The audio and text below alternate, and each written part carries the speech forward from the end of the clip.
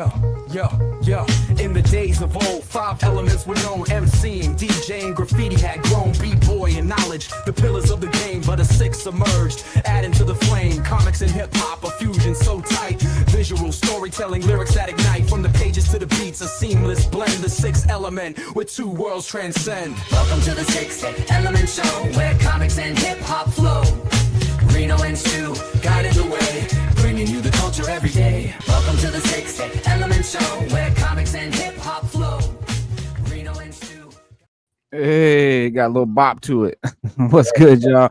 6th element of hip-hop in the building today. What's good, everybody? Yo, we got a old school guest in the house. Wise is back in the building. We ain't seen you in a minute. Raw Talk in the house. What's up, y'all? Peace. Our other co-host Stu Dog is currently in the Far East, chilling in Japan, and so hopefully he bring us back a souvenir. He'll be back Wednesday, I think. But yeah, man, we got a great show tonight, man. This is something that, as you can see, I'm dressed for. Yeah, he in Japan, man. He really over there in Japan, really visiting his nephew or you know, family member over there, and yeah, spur of the moment jaunt to the Far East. But yeah, dog, it's this is something that you know, heads of hip hop, especially us, you know, our generation, where, you know, we came up in the 90s mostly. This is our, you know, I mean, Cuban Linx, the Purple Tape, it's often called, you know, the best hip hop album, the greatest hip hop album, definitely in the top 5. You know, it's definitely in the conversation. Illmatic, you know, other, you know, Ready to Die, something like that. But Cuban Linx, man, Purple Tape is something that, for me, it changed everything.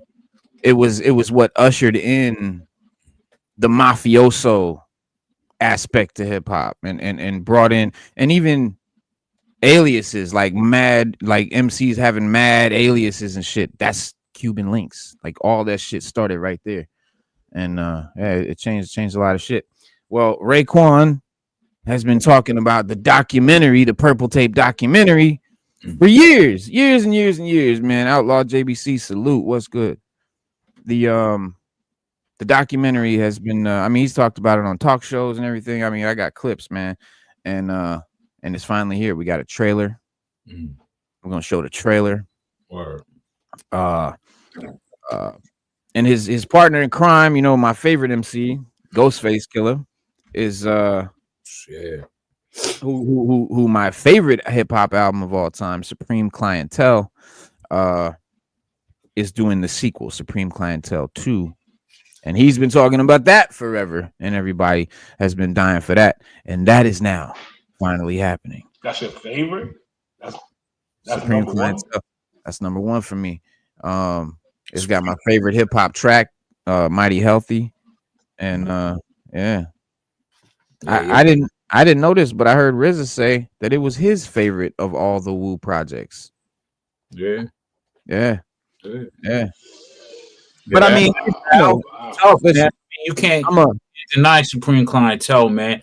I mean, even when he came out with the Whirlwind Replicator sampling backwards and said, yo, in the heart. Yeah. Fucking 1. Oh man, it's loaded. It's 21 tracks. It was just, bro, when that shit came out, I was just like in heaven, bro. It was my favorite MC. And then you know, the famous Knuckles. They call me Knuckles, straight up. And the 50 Cent diss, heard around the world. You know what I mean? Like, all that came from this epic shit, man. These is game-changing albums, monumental pieces. And, you know, Ray and Ghost are 2 of the most prolific, still going, you know what I mean? Still dropping work. And Ghost has so many albums, it's not even funny. On the island, on Staten, whenever they drop, it was like a theme to Staten Island. You know what I mean? It's just a theme. Straight off. It's just, that's what it was. Everybody was bopping it everywhere. I mean, like, it was just infectious, man. You know, everything they did was infectious. Period. You couldn't deny the skills, and then you was in that world, you know what I'm saying? And it brought a lot of people to knowledge itself at some points, understanding the mathematics and stuff like that, and wanting to learn about it. Right. You know what I mean? Right. In different aspects, you know. But it brought a lot of people into that, you know, that might have been just street dudes. Yeah. Even though, Rakim, King Son, all the guys, you know, they was present. By no means are they the first, but it was more of a like Rakim and them, not to cut you off, but was like more of like knowledge of self. That's what I'm rapping about type shit. With Purple Tape, it was like, this is some gangster shit. We talking about Scarface shit. We talking about selling coke, and on the side you gonna catch some math in there. We slide into science and shit. That's dope, man. That's why you had the genius to balance it. You know what I'm saying? Genius to balance. You know what I mean? Liquid Swords. You know, come on, man. That album alone, man. Like, so many jewels in that album, man. Like, oh yeah. Hey, you listen to it, you're like, yo, I didn't catch that. Now, right? You always catch yourself, right? Always something new. Yeah. Something new. That Purple Tape, once that slam, man, was like, everybody I knew, man, was on some leveling up, on some next level. Like, it was really like, yo, I gotta get together, level up, yo, because this is. We talking some fly poppy shit right now. Super fly shit. Yeah. So it's like, it's a weird time though. Hell yeah, that was the best time. Say what? I think that album. I was just looking at something about this and thinking that I think that album would have been a lot bigger had maybe. When I look at the 90s around that time, so many albums came out so quickly, classic albums. I think if it would have had more time, like as slow as albums started coming out or good albums started coming out, like the album would have been a lot bigger. I think it could have been bigger for it. Hold on, how old are you? That album is how old are you, Wise? I'm about to turn 37. Okay, just to get a perspective. All right, so yeah, so and you, how old are you, Raw Talk? I'll be 50 next week. Well, and I just turned week after next. On the 23rd, I'll be 50. Word. So I just turned 46. So we all really like almost three separate. Like we separated by like 5, 6 years, 7 years. So yeah, we got different perspectives. Yeah. This album, I mean, as far as it being bigger and all that, Ghost and Ray, they really tried. Everybody in the Wu tried to have crossover appeal, but it wasn't. It just never. Wu-Tang just didn't hit like that. It wasn't Jay-Z, right? It didn't. They weren't pop records by any means, and they never really made that crossover. But their movement was so big and epic and transcendent throughout the globe that it didn't matter. It didn't matter that that DJs wasn't playing the shit on the radio because everybody else was playing it. So it might not, it didn't hit them high. You know, it definitely was never like in the top 100 Billboard charts or anything like that. But you know, they just didn't have that appeal. They were just too real. And if you ask me, I mean, you know, the masses ain't ready for that. I would say. Maybe in other markets, maybe it may seem like in other markets, but in New York, right? That market, Hot 97 that was Wu-Tang a debt. They owe Wu-Tang because if it wasn't for the Wu, Hot 97 wouldn't be where they at today. And I remember when they shitted on the Wu at Summer Jam. Summer Jam. 96. I think it was 96 or 95 Summer Jam or one of them Summer Jams. They shit on the Wu, and they should have never ever did that because if it wasn't for the Wu holding the whole scene down. Their whole movement like really held everything down. Yeah. If it wasn't for that, Hot 97 wouldn't be what it became. And then and to be fair, you know, Wu was going around, you know, punching A&Rs and shit like that. They was known like to be trouble in the studio. A&Rs needed to be punched, bro. I agree. But the industry wasn't feeling that. The industry was like, we're scared of those guys. We're not bringing them in the studio. I don't know, you know, that kind of shit. So it wasn't the music. It was just the movement, man. Yeah, It but was too I think big. it was something else.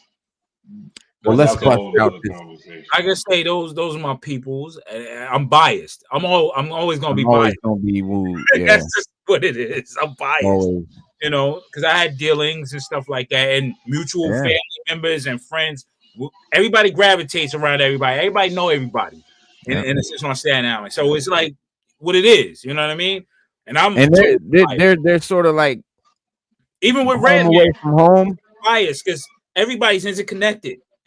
And the you know, New York is like Florida is like a fucking a portal in New York. New York and Florida is connected through a fucking portal. Like everybody in Florida, everybody in New York goes to Florida. The vacation there, move there, like that, and it's back and forth. And I grew up in both. You know, I was born in New York, grew up in Florida, and visited New York also, and you know, throughout the years and shit. And just it I met a whole 5% community in St. Petersburg, Florida, that literally was linked to the Wu. Whenever the Wu would come to Tampa or any in the area of Florida, they would come there, have a home to, you know, stay in and all that. Like, you know, it was just family like that. And I met this dude that came in the studio, and his name was Prince, and he came in my studio. I had a little studio, and he came in there with some other dude that I knew and shit. And you know, he was talking like that he knows Busta Rhymes and he knows Wu-Tang and all this shit. And you know, cats always saying this shit. So you just be like, yeah, okay, cool. Yeah, that's what's up. Yeah, you know them. Cool. And you know, he always just talked like they was just like homies and shit. And I'm like, man, this guy really be gassing. But one day I'm at the Wu-Tang show in Tampa, and after the show, like I chilled with fucking Sons of Man, Dom P, and yep, and me and him chopped it up and shit after the show. But so we chilling outside, and Wu-Tang, the van right there, because they travel in a van, they don't travel in a bus. Wu-Tang travel in a van, and they had the van there, and they had like a bodyguard dude with like, it said staff on the back of his shirt, and he was blocking the crowd, and they were coming out the back of the club and getting onto the van. And Prince got a big ass dent in his head, bro. He had some big ass like trauma where he have a huge dent in his skull, bro, as you can see it from a mile away. So I'm like, yo, is that Prince? He turned around. Reno, what's up? I'm like, this motherfucker really know them cats. And he's working. He got staff on the shirt. He comes over and he's like, yo, you got to come with us to the after party and shit. I'm like, yeah, fool, they ain't gonna let me in the after party. He's like, listen, he takes the laminate off and puts it on my neck, the backstage. And he's like, now you gonna get in. He's like, follow us over. And followed him over, man, and chilled that whole night, man. I keep that laminate in my wallet. Like that was one of the best nights of my life type shit. But check this out. This is Raekwon 10 years ago on a talk show promising the purple tape. Oh yeah, the real. Remember this album? Yeah. How long ago that is? Mm-hmm. How did you come up with this fly title? Raekwon Talks, the album, and the documentary. When I spit on that mic, it's like this. And this is, look, it says 10 years ago. Mm-hmm. Bang. Watch this.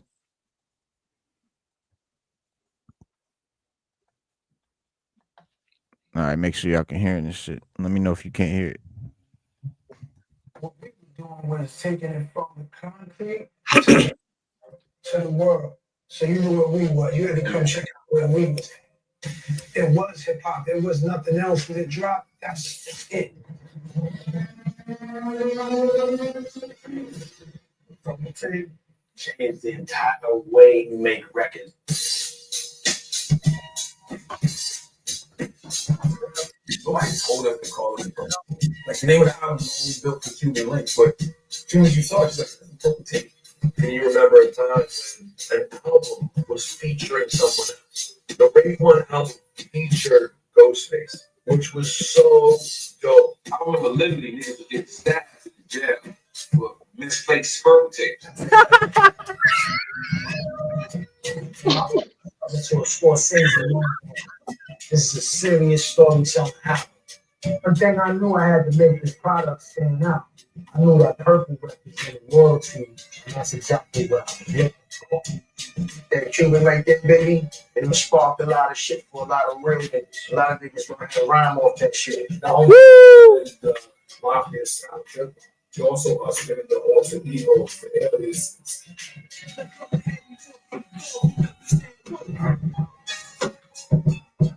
And the music is just so colorful, like it was in the Chinese mafia movie. Still to this day, it's those that you haven't heard before, saying some of the most wild shit. I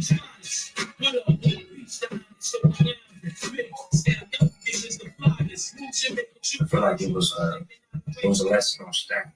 It was all created from the Wu-Tang movement.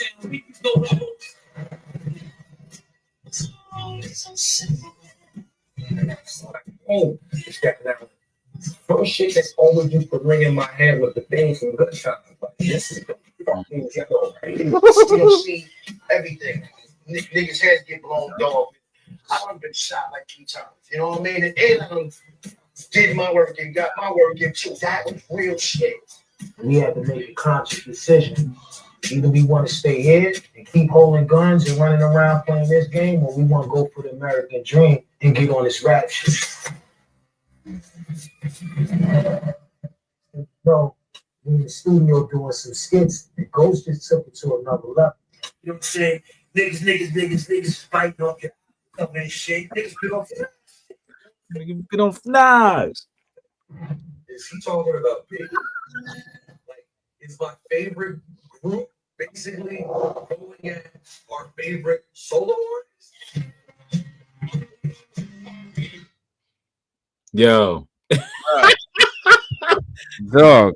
Yo, for Nas. Dog. That's I was sounding just like him the first time I heard that, and I was still so new into fresh. And I'm like, that's he got the baby, the Elmatic cover, the baby picture. right. That was all in it. And that was the first time Ghost did some shit. So that was on the purple tape. And then he turned around on Supreme Clientele and did the 50 Cent shit. Yeah. And it never ended because on the other joints, Bulletproof Wallets, Yep. never end. He always got those skits. Yep. Shoot, he had skits on Iron Man. Oh yeah. Yeah, Wu always had skits. Like that was the thing. That was one of the things. Yeah, that was the thing that one of the things that really made it stand out to me. But you know who started the skits on albums? It wasn't the Pluto. EPMD? Prince Paul and De La Soul. Prince Paul is De La Soul. The skits. Okay. Yeah. And ironically, not ironically, but coincidentally, he was part of a group that was with the Wu. Right. You know what I'm saying? So it's like Grave Diggers. Grave Diggers. Yep. So you know, I was just thinking about them today, man. That was that whole movement, Flatliners, the horrorcore shit. Yeah. That was a crazy little moment in hip hop. Yeah. And Grave Diggers was that was epic. They had 2 albums too. And they were both pretty good. I like tracks off both of them. But yeah, this is RZA right here. He said ushered in. He said this is album ushered in the mafia style of hip hop, and also ushered in the alter egos, and the aliases. And then they show this like chart with hella, and that obviously, you know, these guys. Every member had like 4 or 5 names and shit. Yeah. You had they had the mob name, they had the comic book names, they had the, you know what I'm saying, the secret identity names, the alter egos, the kung fu joints. Yeah, the kung fu movie joints. Yeah, that was, which is their most of their original names, like Old Dirty Bastard, Method Man, like all that shit is from the kung fu movies. Yeah, I mean, and True God, you know, then Noodles, Lucky Hands, Riley Fingers, all that. That was the mob shit. Yeah. You know what's funny? You know what's funny? We just said it. We just talked about Ghost was saying he was biting off of Nas shit. I don't think Nas turned around and bit off of their shit since they ushered in the mafioso. That's what Nas said. Yeah, he in said that. '96, it was written. In '96, it was written. Everybody, I still hear people saying it now. They like, yeah, but it was written, got that whole mafioso style. It's definitely '96. Everybody. But you know, Nas is on this tape. Nas is on the purple tape. Yeah, Nas was on the purple tape. So Nas is on the purple tape. He was on one of the biggest tracks, Verbal Intercourse. And then he brought that into the firm. Yep. I mean, Nas brought that into the firm with Cormega and what you call it, Foxy and one of my third favorite MCs of all time, AZ. Underrated as fuck. And you also had who else? There was one more. Yo, where is everybody at? I started the show late. That's what happened. Everybody came at 7 and thought there was no show. Yeah. But I'll catch it on the replay. Nature. There you go. Yeah. Core Mega Nature and AZ. Yeah. That was all. And Mobb Deep. Mobb Deep.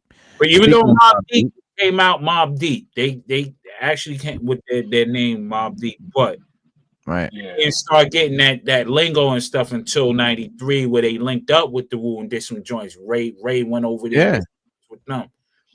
Yo, it was just that's what Lauryn Hill was. Why you imitating Al Capone? I mean, Nina Simone. That's the whole. Those are my peoples too. The native tongues was like on the other end of the spectrum.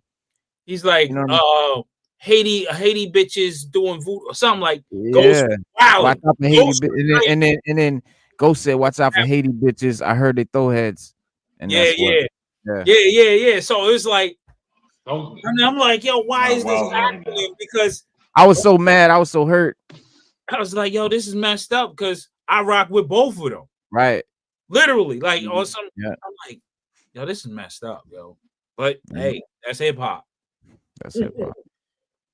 Mass Appeal, Nas's joint, doing 7 albums, 7 iconic acts.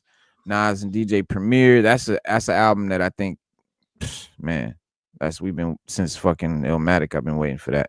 Mobb Deep, Ghostface, De La, Big L, a posthumous Big L. So I don't know if this is new lyrics from Big L. Like if that's the case, I'm gonna lose my shit. Yeah, like if somebody got and Premier, you know what I'm saying? Like somebody they be the one they might have with the Big L album. I hope Diamond D is involved with that.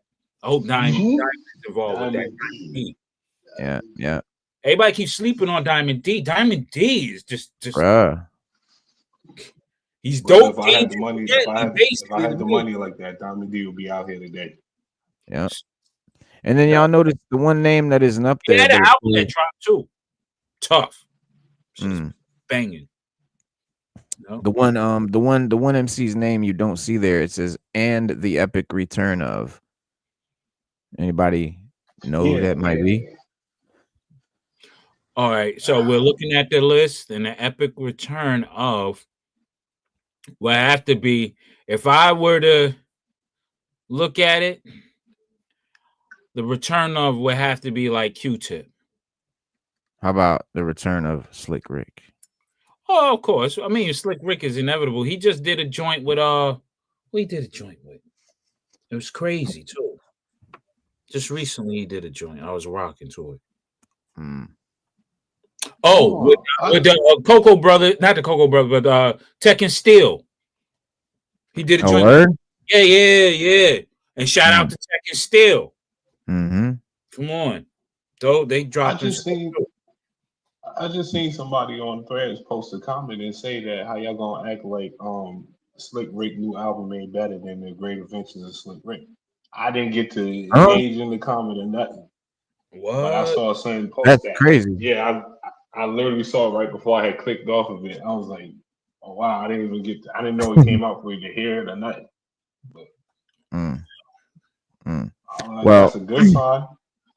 Yo, that's kind of difficult to say, man. That Great Adventures of Slick Rick is just basically a classic. It's a classic, but it's the foundation in hip hop. It's one of those storytelling hip hop. Yeah. bricks that you can't. It's like you can't. There's no denying it. Yeah, you can't front on that. You can't front on that. I mean, even though the album was dope, I really fuck with the one what he did with Outkast and Raekwon. That one, it was that came out in like the 2000s. Hold on, let me go through my joints. I got my joints That right here. shit was hard. Hold on. You know the one I'm talking about? I'm about to blast. It's like the art of storytelling. But yeah, Slick Rick returns after 26 years with Victory album and proves hip hop storytelling still reigns. It says hip hop legend Slick Rick is proving his creative spark is far from fading. English-born rapper known for his signature eye patch and masterful storytelling returned to the booth with his first new project in nearly 3 decades. Is reminding the world of timeless rap prowess and visual album Victory, released Friday. It marks Slick Rick's first album since what's the date here? June 14th. So it released yesterday. It marks Slick Rick's first album since 1999's The Art of Storytelling. I said the early 2000s. It was 99. Yeah. I just remember I was listening to it all through the early 2000s because that was my shit. But this new project largely self-produced, with the rapper handling 95% of the production. So Slick Rick is producing this album, produced it, and sharing executive producer duties with Emmy-nominated actor, occasional rapper DJ Idris Elba, who appears on the album alongside Nas, Gig, and Estelle. I know that firsthand. Idris. Okay. Yeah. He said, "You was a young adult, then middle-aged man, and now you're an older man. So my mentality has grown with it," said Slick Rick, known for his rap classics such as Children's Story, Lottie Dottie, and with Dougie Fresh and Mona Lisa. His debut album, The Great Adventures of Slick Rick, in 1988, hit '1 on the Billboard R&B hip hop charts. Victory was 4 years in the making, with Slick Rick now 60 years old. Don't listen, Andre missed me with that shit. Talking about you can't rap at 48. Slick Rick is 60. Writing and recording.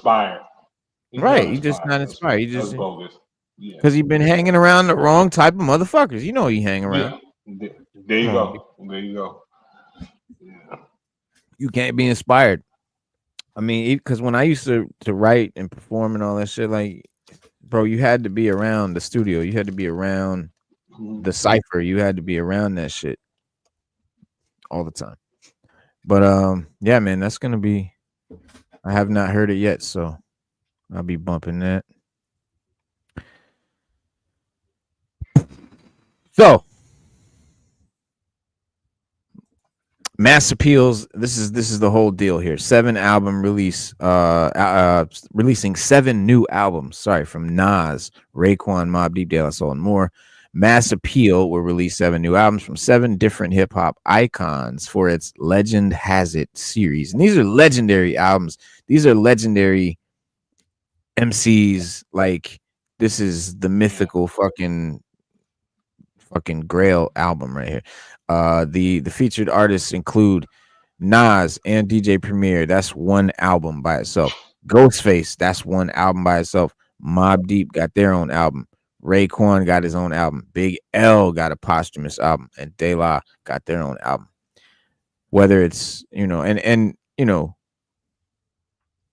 we assume it's all new material. The epic return and surprise of guest of honor is still to be announced. So it says right here, yeah, the epic return and surprise of guest of honor is still to be announced. It's gonna be Slick Rick. It's Slick Rick. All are due to arrive. Who it might be? Huh? Kane. Could be Kane. Well, here's why I think it's Slick Rick. This is really the only reason why I think it's Slick Rick. Because all the pictures show Slick Rick. Yeah, but you got Nas, Big L, Ghostface, De La, DJ Premier, Raekwon, Mobb Deep, and Slick Rick. So PCC, EGC, happy Father's Day, bro. Yeah, early. Word. But Slick Rick dropped already, right? He dropped. EGC salute. Yeah, Slick Rick dropped yesterday. Right. So that's what I mean. I mean, this is these are all coming out. Like Slick Rick's came out, Ghost is coming out, Rage is coming out. Raekwon got one called The Emperor's New Clothes. And Ghost, as far as Ghost, he's doing the Supreme Clientele will be his, and produced by Kanye West, which I'm not super fucking happy about, but we'll see. Legend has it says let me see who said this. I want to see who said this. I think it's Nas. Nah, I think it'd be ill with Kanye West. You know, we. I mean, listen. We can't, even though he wilding. I don't mean it's not about him wilding. It's about the style of music. Nah, yo, Kanye can get in his bag at any time he If wants. Kanye can, then I hope he does, and I hope he don't try to do no weird ass shit where he tries to get and be too weird. That's all I'm worried about. The God ain't gonna let that happen. Well, that's you know. It's hard to control Kanye, man. You know. And you can't. I don't like that beat. He'll be like, "What? Who are you to tell Kanye you don't like this?" Check beat? it out. Check it out, though. Ghost is Ghost. Ghost is Ghost, bro. I know. You don't give a fuck. I have faith. I have faith. Listen, I know. Remember Nas already. I went through this with Nas. Yeah, that's my number one favorite rapper. But when that Kanye, I would have thought that Kanye, that album would have been better than what it was. And I said, I feel like Kanye. I feel like Kanye never gives his best shit to other people. That's my thing. That's just me.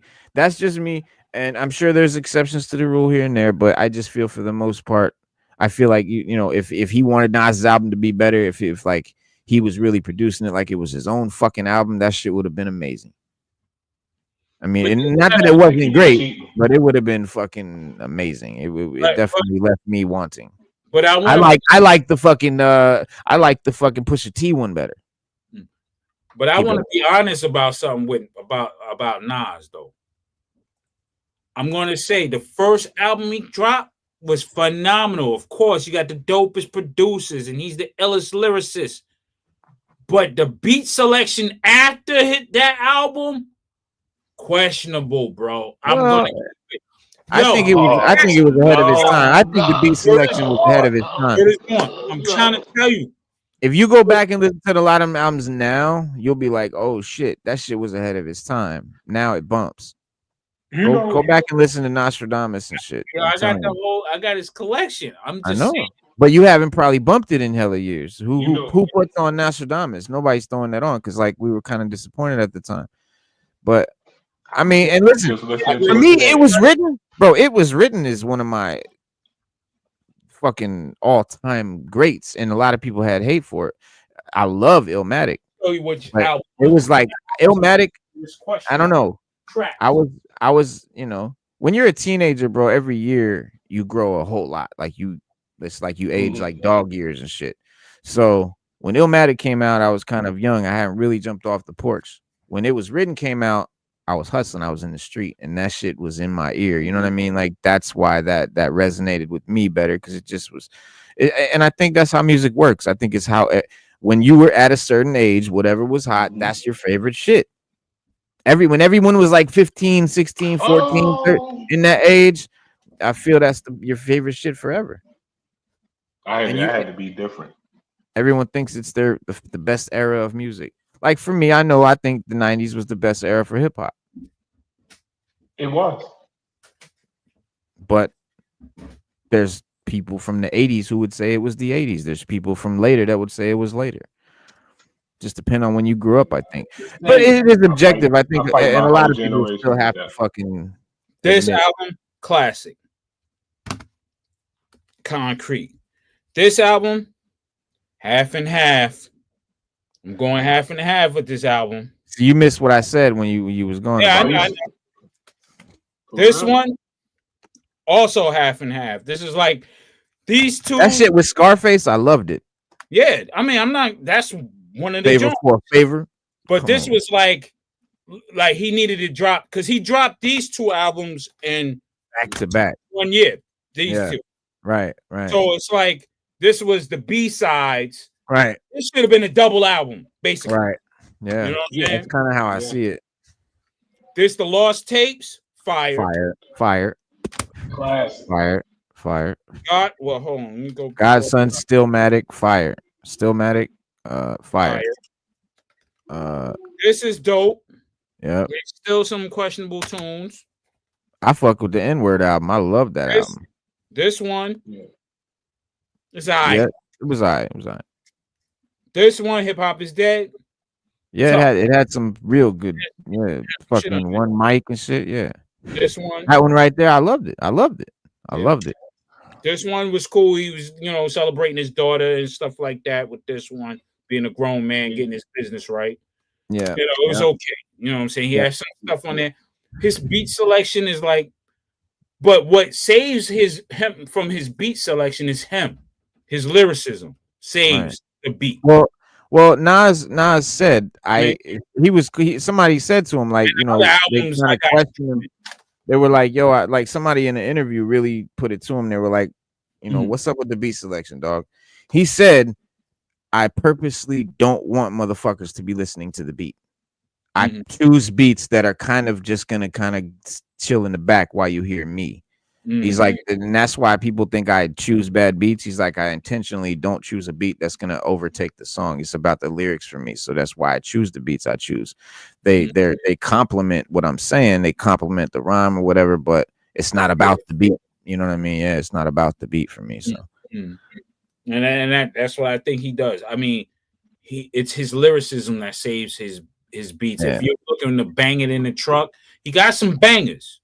But then he wants some thought-provoking shit so you can sit back and really sink it in, soak it in, But, he's top 5. So I think a prime example of that is I Gave You Power. Yo. I Gave You Power. That I want somebody to tell me that beat is not good. Number one, right now, if I go up to Flex right now, you got to put that beat. But he said that message. And the rhyme is next level. That's some new, like some crazy shit. Yeah. Powerful. I seen a girl cry off of that rap. So that's a problem. That track right there was like that message is still like right now. Like actually, I could make that and push that message out right now. It still fits to his time. So definitely, a lot of his tracks was more so about definitely maybe the one that was about the message. The purple, the Lost Tapes. A lot of those tracks was so deep. Like it's not. But I mean, like the concept of rapping as a gun. Yeah. I gave you power. He's a gun in that rhyme. Yeah. Yeah. You know that, right? Yeah. Yeah. I mean, Pharoah Monch did it too. Pharaoh did it too. Yeah. It's just wow. Them dudes are just. Those are two of my real elite MCs, Nas and Pharoah Monch. Hands down, the elite of the elite as far as lyricism. I mean, you got spitters, but real lyrics that make you like, yo, hold on, I gotta rewind this like 100 times. Bruh, people slept on that shit when Nas rapped backwards. Oh yeah, the whole song. People slept on that shit. That shit took a lot of fucking bro. I'd love to see you write some shit like that. How You Like Me Now? I Go Blow. It's the shit that moves crowds, making every ghetto foul. Yeah. How You Like Me Now? I'm gonna tell you that track. Going back to what you were saying, Wise, that track is the ultimate drug dealing track. I gotta tell you that. It's just off top. You got to sell, bro. You on the block. You hear that? Come on, you're like, y'all about to make like 500 in an hour. Because that beat just like, Me now is just like it was, man. I want that. I'm definitely now where I'm at now is definitely that. I listen to that now and I'm like, that's where it's definitely inspiring the track I got now for this world where we at now. It's fitting for right now, and that message definitely needs to be like just like you said, rhyming likely just to put that message out there though. Like I seen a girl cry. Off of the last verse when she heard that. I'm like, yeah, that's what. Gun rights and shit. To do now. Yeah. And, I might have and your that's the first thing. style, scarred your life and crippled your style. Yeah, and that's just the same way with Ray. Ray got some stuff like if you rewind it and you peep what he's saying in his lyrics, you're like, hold up. Yeah. Like, Bruh, yo, that's why Ghost is my favorite MC. Ghost Just because the shit. except for a couple of things. Because I remember when him and I don't say he's the best rapper of all. No. See, because this he is even the thing. admitted, he This is said the thing. he admitted, he said, I was just saying some shit that you figured Yeah, it out. he said there's no. He said it doesn't mean anything. That one, the songs on it's like 2 songs on Supreme Clientele that have no meaning whatsoever. The words just rhyme and it just sounds fly. It's just fly, and I call that shit a vibe. Like he just rapped a vibe. There's no meaning to it, but if you know, you know, and Yeah. I know what the fuck he means. You know what I'm saying? Like he's No. not saying shit, but I know what the Yeah, we fuck had a lot of he dudes mean, bro. spitting like that from the harbor. Yo, dudes were spitting like that. Like, All right. wow, like Mixoplickish type shit. Like, you like, hold up. Yo, what are you saying? Yo, the clouds is blue like my gray Navy Beamer. I'm like, I feel you got you know what I'm saying? I feel everybody should have 2 top 5s. I feel you should have a top 5 that these are your favorite to listen to for whatever reason. And then these are the top 5 you say if the earth had to battle an alien planet for MC superiority, I'm sending these 5 lyricism. Like there's the top lyric, like M is on there, Rakim is on there, even if they're your favorite or not. Personally, I don't even listen to Eminem's music, but I'm sending them to the galaxy to fight. You know what I mean? Like he's one of the dopest, period. I know this. So like he's in my top 5 of best lyricists, but he's not in my top 5 of favorite MCs, not even in my top 10. But my top 5, you know what I'm saying? Like I mean like this, like Ghostface, AZ, you know what I mean? Yeah, Nas is there, Biggie's there, Jay, but like who I'm sending, you know, against the best MCs in the universe, that's a different roster. You know what I mean? Like and that's why I don't think when people hear me say like Ghostface is my favorite MC, they're like what? Like because he's not the first one you go to when you think of the best lyricists of all time, and people usually don't say that, but for me it's not about that. Like that's not why he's my favorite. His style is what really shines through. Mm-hmm. You know, and the way he says stuff, the way his inflections are, the feeling I get when I hear his music. Yeah, you know what I'm saying? Anything I would say is you saying AZ. That's right. I heard a lot of hip hop conversations, especially in the times of my generation. Nobody they didn't even know about AZ. So yeah, put him in the top 5. He's super underrated, bro. No one thinks about him, but man, bro, AZ, go listen to Do or Die, listen to fucking Asiatic. Yeah, those are like, I mean, and he's the only rapper Nas put on Illmatic. That tell you something. Yeah, that's his Nas put out his masterpiece to life, and he's like, this dude is who I want on it. Yeah, sure. He got him in a movie. Also, Belly. Right. I mean, like, yo, they're like Batman and Robin at one point, or Batman and Batman, however you want to see it. You know what I mean? But I truly think though on some. Yeah. You know, my top 5 is vicious. If you're talking an intergalactic battle, my is vicious. Of course, I gotta have Monch up there. Yeah. I gotta have Razzcazz up there. Some people might throw Andre 3000 up there. Nah, Andre can't defeat Razzcazz. I don't care what nobody say. I mean, everybody has their wow. He's wow. He's so ill. He birthed. He had 2 sons that are ill right now. Twins right now. That's ill on the mic. That's how ill Razzcazz is, bro. Bro, yeah. That's another thing too about Ghostface's son is nice. Contra. You know what I mean? Brothers from Coast Contra. Bro, Coast Contra is my favorite young MCs. My favorite new rappers. Period. Destroying everything. Yeah, they're my favorite new rappers, bro. Straight up. But Yeah, Razzcast should be there. Mon should be there. I'll definitely have Wow. plug one. Who? He's from De La Soul. Oh, Not True oh, Goy. I thought you were talking about new rappers.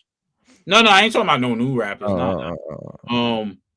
And then I have also Red Man. I gotta have Red up there. Don't Red do is, us like that.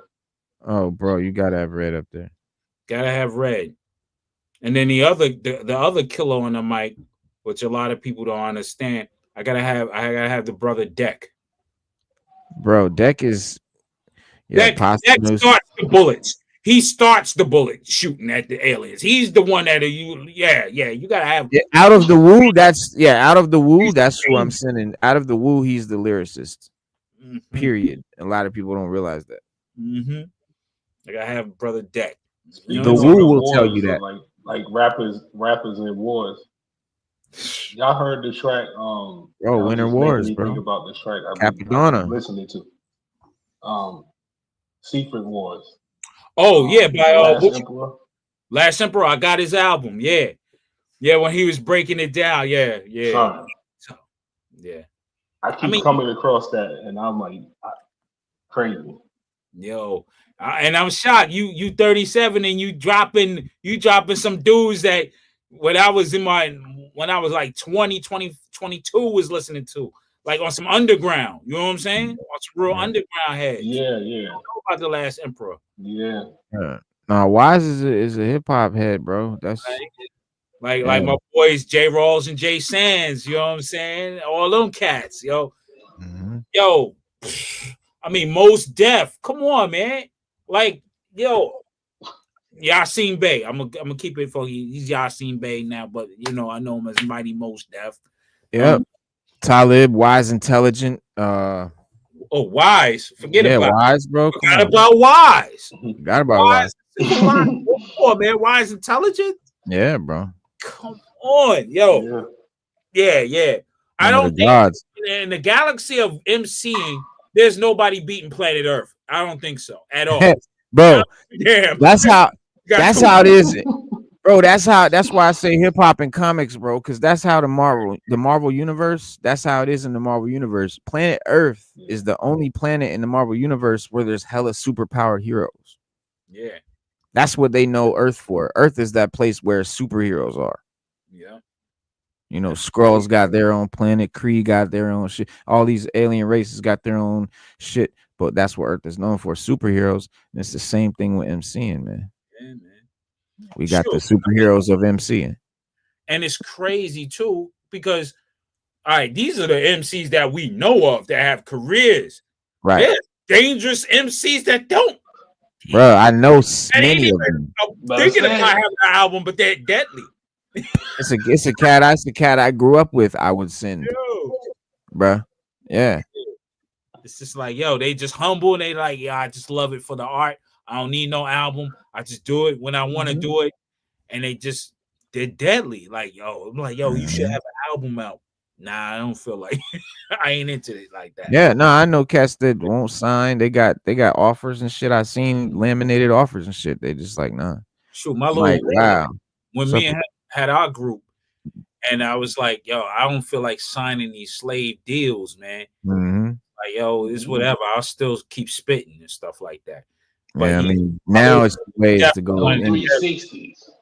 It's independent is the way to go now. Yeah.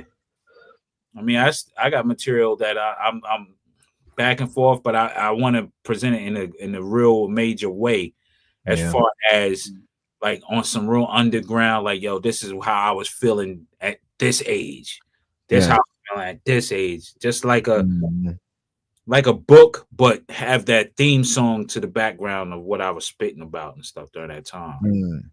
I had a concept album where I was using beats. I was taking TV shows from the 80s, like dope ass theme songs like Airwolf and shit like that, fly ass theme songs that we know that were the ill shit, and making beats out of them and shit. And like the whole album, that was the whole concept. Nice. Yeah. My boy Jules helped me out. I don't have it no more, but yeah, that was dope. Stop playing, Ring. I want to hear it now. I want to hear it, bro. It's so much music I I had, bro, that I lost that I want to hear so bad. had a dude out here in Morristown, New Jersey. His name was Spectre the Rhyme Wrecker. Yo, the illest I ever heard back in them days, like 93, 94. Mm. Oh, Yo, I know he was serious. Oh my God. yeah, That name in 93, 94, man. yeah, I know you. yeah. He's I dead. already know he was. As soon as Word. we had him in the studio, everybody was like, yo, looking at him like an alien, like, because he had it together. You know what I'm saying? Right.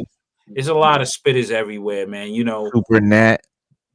Oh, Super Nat, come on.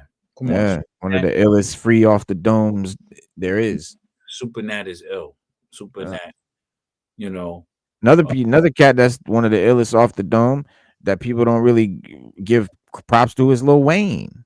A cat that when I was a kid, bro, Lil Wayne when I was a kid was the epitome. And I don't mean, listen, I opened up for Lil Wayne. Like I opened up for Hot Boys rather when he was part of Hot Boys. Opened up for Hot Boys, and at that time, like honestly, bro, that was the insult. Like if we wanted to insult a rapper, it'd be like you like Lil Wayne, because like that was the epitome of the most mindless Southern, just rims and gold, no substance, like just no, because we were all into like deep substance, like shit had to have meaning and shit like that, and that was like our epitome of the most meaningless music, and because we didn't get it, we were all on the New York shit. We like later came to understand it, but when he came out with Go DJ, and I was like, oh shit, like I started to hear, I was like, oh, this dude he's spitting like.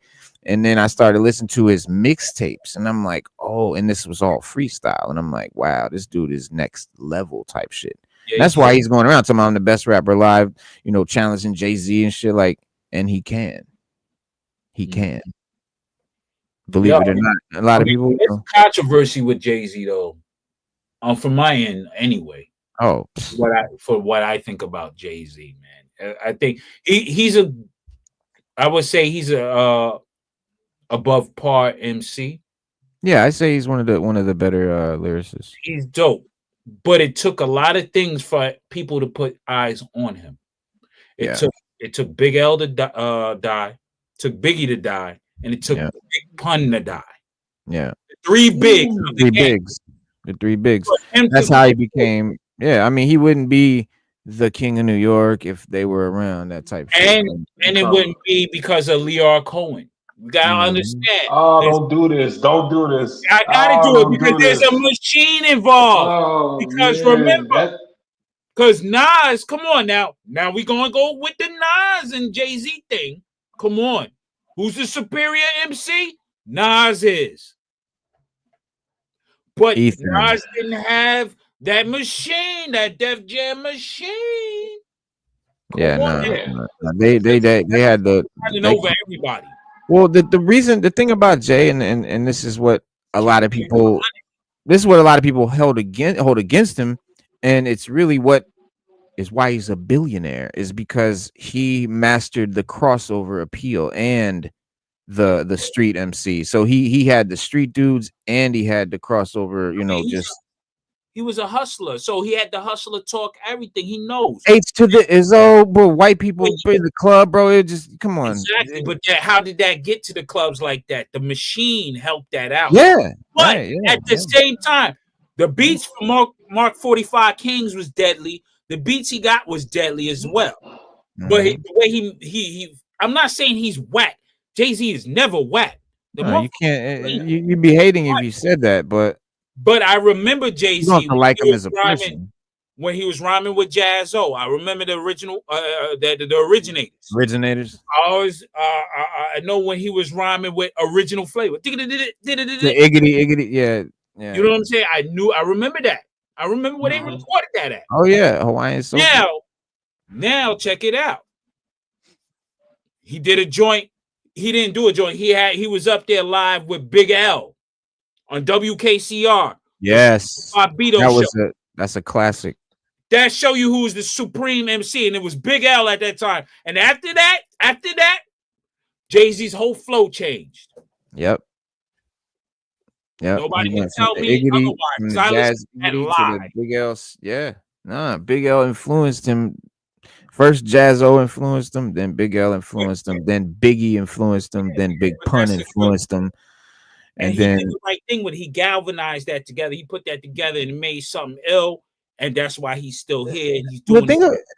I mean, he's a brilliant man, but first and foremost, he's got above average intelligence. Oh yeah, of course. As far as an MC, As far as human beings go, he has above average intelligence. He could have been, you know, if he wasn't born in Marcy, for instance, he would have been the CEO of fucking, you know, Disney or whatever the fuck, whatever he wanted to do. I would say he learns well, and he takes what he learns and he applies it. That's intelligence, right? That's intelligence. That's what he does. That's intelligence.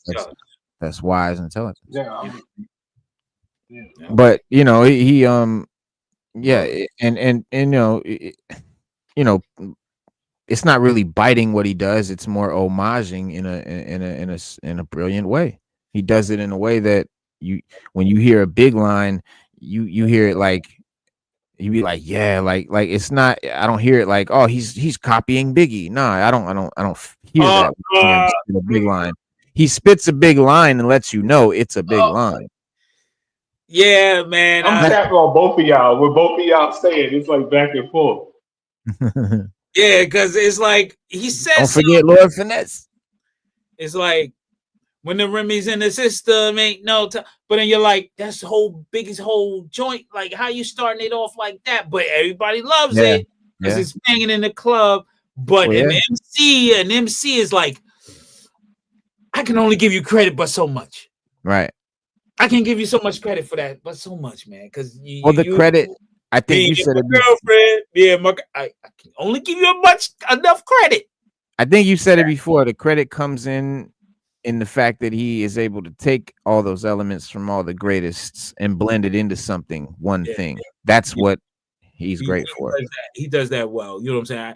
But yeah, man. I mean, as far as I think it was timing. I think it was timing with him. Yeah, true. Yeah, right. Exactly. Very much so. You know, very much. He was lucky by timing. Mm-hmm. Yeah. He was like, "Yo, I would be rhyming like common sense, but it don't make dollars and cents or something like that." He said, "I was like, oh, he's crazy with it." Yeah, no, he has some of the illest lines. Period. Yeah, he has some lines too. You know what I mean? And that shit that he did is the one he came back with after Ether against Nas was one of I still think is one of the Black best. Album. Yeah, it's one of the amazing. My favorite. Does he wear cool feet? Don't mean that he not that shit right there. Yeah. That shit is. But I would say his first album is the diamond of them all, man. Like that's that album. That's up there with Illmatic. That's one of my top fives. I put that up there. That's I put Dead Prez. Even though Jay-Z he changed his flow, I say that album right there. Oh, that's a solid street album. It goes and there's jewels in that too. And it's more him. It's more him than the rest of the album. Exactly. The other albums after was more, now let's get this money up. Let's get this paper rolling. Let's keep it going. But that first album is just and I love that album because that's what I think Jay-Z is. So when I hear all the other stuff, I'm like, that's not really him. That's him getting money. This is him right here. Right. The first joint. Reasonable Doubt is him. Everything like my top, like albums like Reasonable Doubt, Illmatic, Cuban Linx, Supreme Clientele. You know what I'm saying? Like it's up there, bro. That's one of the illest. I could only identify with their first album. So yeah, a lot of people that because it is very different. It's more hip hop. It's less commercial. That's what it is. I gave y'all not prophecy on the first joint, and y'all lamed out. Didn't appreciate it. So the second one came out. I mean, that's when he got super commercial. Yep, he got them beats. He got them commercialized beats because of that machine. He connected with that machine. Because remember, they were selling that first album out the trunk type style, and you know what I'm saying. They was moving units and numbers. But once he got with that machine, that's when shit skyrocketed. And then he had to conform to making hits. So he learned how to do the hit thing. and Yeah. that's how he was making that money. But Yeah. that first one is the You essence just of said him. the word conform. Yeah. Him and So- Dame I were think that's walking what it around. Him was and too, is Dame. that he did that. Mhm. Yeah. Yeah. Him and Dame were literally walking around street Yeah. corners and hopping in ciphers and shit, Yo, I'm telling you, it's promoting that shit in the beginning. that's Real why I love shit. that first album. If anything, Yeah. like if I ever come across him or meet him in person, I'll be like, yo, you know the only album I like is your first one, bro. Because I know that's your soul, bro. That's his favorite. That's your He soul. lists his see you. favorite. Yeah. Everything else is money making. I already know that's what you're supposed to do. But I this is love You know what I'm I saying? love American Gangster. I love American Gangster. Oh, that's a tough At the joint. time, the movie was ill, and then it just the whole vibe. I was just like, man, this shit. Yeah, tough And then when joint. it was whole, yo, that shit. Every rapper's first album is their soul Preach. on wax. That's literally their soul on wax. That Yeah, the first Black album, the Black album, Stu Hates. yeah, That but was a great album though. I want y'all to break this down too. Since every rapper's first album is their soul, that's the one the industry holds at bay for them. Like that's what every rapper tries to claim as their, because they know that's their soul. Yeah. So that's the one they want back so bad. They don't care about the other albums. That's the because when the original one. when you are a kid, you're writing rhymes, you're growing up as a teenager, you doing shit like you're formulating that first album your whole life. Yes. And when that first joint comes out, that's your real. So in the second album, it's like, what do I do now? And then that's why that sophomore curse, that sophomore slump happens a lot of times, because motherfuckers now it's like I done shot my load. But if you're smart, you hold some shit back. You just put out, you don't put everything out on the first one, but nobody does that because everyone wants to give it all they got, give it everything, put everything in that first out. So nobody ever holds anything back. But if you know the ill genius of all these MCs that have longevity, they've been giving you the same album. Recreated, rebooted. Doing it. Rebooted. Giving you the same shit. Rewording it, the format, the slang. If you see the pattern, you can see the patterns. Bro, Tupac was one of the worst at that. He reused rhymes in hella albums, fucking straight verses that he redid in other albums. Shit, Too Short. That Too Short reuse rhymes all the time. I think everybody reuses, but they reformulate it. Yeah. They reformulate it. Yeah, so and that's the trick on how you hustle. Like when you hustling, you got one product, okay. Yeah, you gotta change the color on the tops. Yeah, you just flip be it the over. same. Yeah. That's basically what you're doing. You're flipping it. But that first album is your soul, so you want to have that back. That's the one you sell to them, or say, hey, I'm giving you my soul for this in exchange. But once you get to this level, I want my shit back. You know what I'm saying? That's why he was so feverishly trying to get that Reasonable Doubt back from Dame and Biggs. Because that's the thing that had all three of them.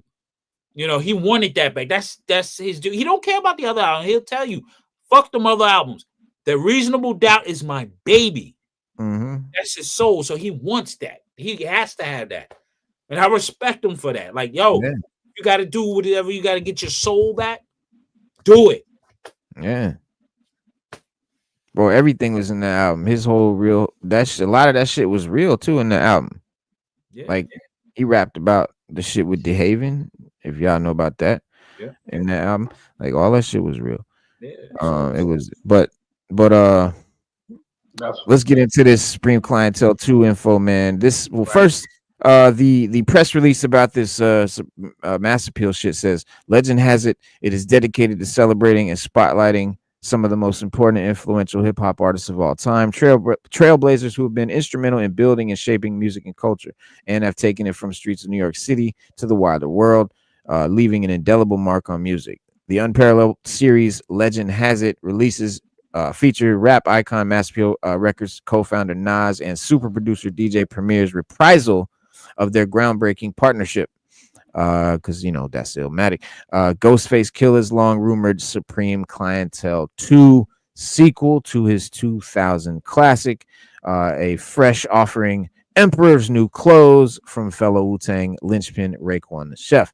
In addition, the series will show how through their music, legends can live forever. Legend has it will honor the memory of Prodigy and Trugoy the Dove with the first Mobb Deep and De La Soul album since each band member's tragic passing, plus a posthumous release from Harlem's finest, Big L. Big L. Doesn't say if it was new material or unreleased rhymes or just reworked. I don't know, man. You know, hey, as long as it ain't no AI, I'm cool. Yeah. Timberland, he fucked up with that. He fucked up. He fucked up bad. Supposed to do that. Not that AI shit, man. You fucked up bad. Word. From the Wally era. You fucked up. Have my fingers smashed in the ceiling. me and my understanding now. I'm like, he messed up with that. I ain't even tripping on him. But Ghostface sets long-awaited classic Supreme Clientele sequel release date, and it's closer than you think. So the rumor is, or what he said June 20th is when it's supposed to come out. But first, it's Supreme Clientele Ride Staten Island as fan release date for Wednesday, June 6th. The sequel drops June 19th. So yeah, they're saying it's coming out June 19th, which is in just a few days. It's very questionable if that's gonna really happen or not. But man, if it does, I'll be right there. I always say it may not drop because they're on the last tour of the Wu, and I think he'll drop it after the tour because Ray got the thing going on with the documentary, and he got some stuff dropping. Yeah. He even got some fashion collabs dropping. Ghost got a few things in the works, but that album, I think he's going to drop that album right after the tour or at the latter stages of the tour. Meth got some shit dropping. Red already did something, but Red and Meth got some shit coming. Yeah. Who else got some shit coming? Deck. Like most of the Wu got some shit, some projects coming, bro.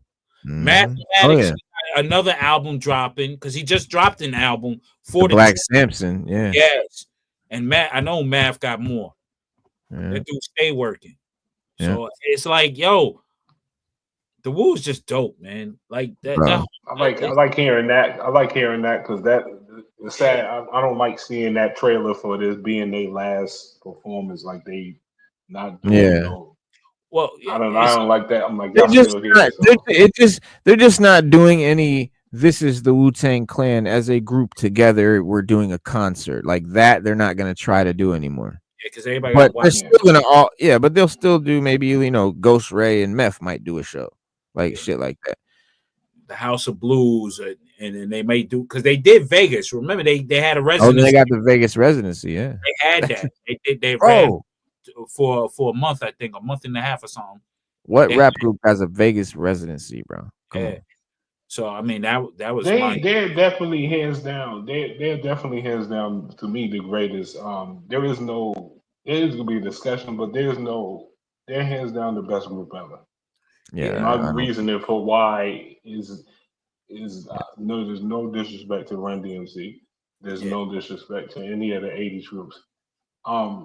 Being a black man from America, all the shit that I went through in my teens with racial profiling and all that, I still go through. Because I don't dress in suits. I don't dress up in suits. I'm in fatigues and Timbs right now. I look like I could rob you at any point. And, that's literally, when you listening to them, that's their image. Their image, you listening to black men, they became big with a whole nother race. The Asians, Chinese people, for looking as what, like I'm saying right now, like the black man, the image that they told you should be scared of. That black man not in a suit, not in no, got a hoodie on and Timberland boots. And instead, everybody took that and instead of being like, they loved it. Like, and the brilliant move that they did with Thorne with Rage Against the Machine, that made them a household name with white America. Yeah, I think they would set from They would have anyway. Yeah. regardless, because once you heard that the 36 chamber into the 36 chambers, that changed hip hop. Yes. As a whole, that 36 chambers right there is like there was nothing else like it before.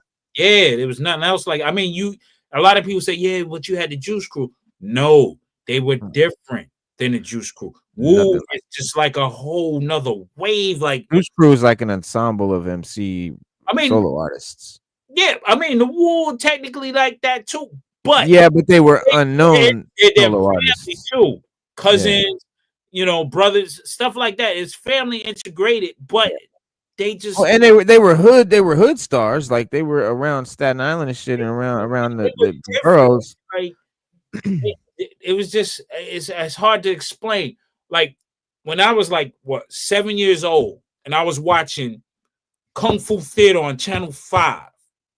And when the Kung Fu when they start battling, but they first train, and you hear the music when they train, I used to beatbox to that shit. I used to beatbox and I'm like, it'd be dope if somebody came out with that. And when they came out, that was like, and they came out from Staten, I was like, yo, because that's what we was on Staten Island. After Kung Fu Theater, we went outside with our brooms, our mother's broom. We get our ass whooped after we bring it out, because we wasn't supposed to bring that shit out. But we fighting like we, kid with the golden or the silver spear. We was doing that. I was in martial arts my whole life, bro. Martial arts was my whole being and shit. Like, so when I heard them, they had martial arts. They had mafia shit, which is my whole. I'm like a mafia scholar. Like that's my shit. And so then you had the comic book shit, hip hop. So I'm like, you giving me my martial arts fix, you giving me my mafia, you giving me my comic books, you giving me my hip hop all in one, bro. It was a wrap. There was nothing else. All I wanted to do when I heard that shit was, what else is like this? I'm calling I'm calling New York. What else is like Wu-Tang Clan? Like what else is, I need more like this? When Wu came out, then you also had in the harbor, you had a group called the Red Eye Crew. Yeah. But King Just, you had it was a few. Shout out to Just, you know what I mean? But Warriors Drum, yeah. Hell yeah. But when the Wu dropped, and then you heard and like when you say the mafia, so that's Staten Island. That's Staten Island. Bro, that's what I mean. Like mafia. I got a cousin that lives. I got my cousin Eddie. You know what I mean? Like it's the whole. But it is out there. You know what I mean? And then. Yo, that's New York. That's New York, period. I think so many people with that too. That's another thing, like from that time. And like I seen that people that never been to New York and ain't from New York, I corrected so many people with that. I'm like, y'all don't know the reality that I lived in. You know how many times if they had a movie, they would show me hanging out. If I had a movie and they would show them up, like especially in my teens, you don't know how many times Italian pizza shop saved my life because they let me come in and hide from police. Yeah, they're in our hood. They're right on the block. They're not separated. Italian in New York. I don't know about many other places, but you come to New York, they're not separated from the hood. They right there. So I don't know what people. I feel like Hollywood fucks it up. Hollywood fucks it up. Hollywood always they make, first of all, in all the mob movies, they make the mobsters all racist, and that's bullshit. The mafia. First of all, dealt with all the black underworld too. Like it was all the underworld was the underworld. I ain't gonna say that. When we get off air, I'm gonna kick something to you. That's really crazy about that whole dynamic. We'll talk. It's this. It's they portray that shit, and it's not really like that, bro. And even Spike Lee, Do the Right Thing was a little bit like. Bro, like where's all this hostility? I don't see that. It came from the Bensonhurst incident. Yeah. Out there, well, there was definitely situations. Yeah, right. You had some separate type shit going on, but for the most, New York is very ethnically diverse, but like there's everyone has their own town. Like this is the Little Italy. This is Chinatown. You know what I mean? Every little Germany, like everyone, has their own they have their community. own enclaves. Yeah, hell yeah. Right. The Arabs. Yeah. There's always going to be as far as that type of race is always going to be present in ignorance. Is always because it was programming. So it's always you're gonna find somebody that's gonna be on that type time and like, yeah, I don't like your race, but at the same time, like snap into reality and remember that everybody's not. This ain't 19. Especially in New York that I came up in, there was that in Queens. And Yeah. I'm from the Bronx. From the Bronx. I ran into the guys from Jersey Shore, the Italians. People wouldn't even know we from the same place. So I'm like, why y'all? They're trying to push that division. I'm like, me and the guys from Jersey Shore, we all laughing like that's crazy. We all was in that same. So that the Bronx that I'm from is not the Bronx that y'all seen the movie The Bronx Tale. Yeah, that was shit, bro. That's my shit. Yeah. Yeah, so that was, but that time things change. Things change, and you always gonna have people that's on. Well, I mean, yeah, not everybody. Yeah, not everybody is gonna be there. So.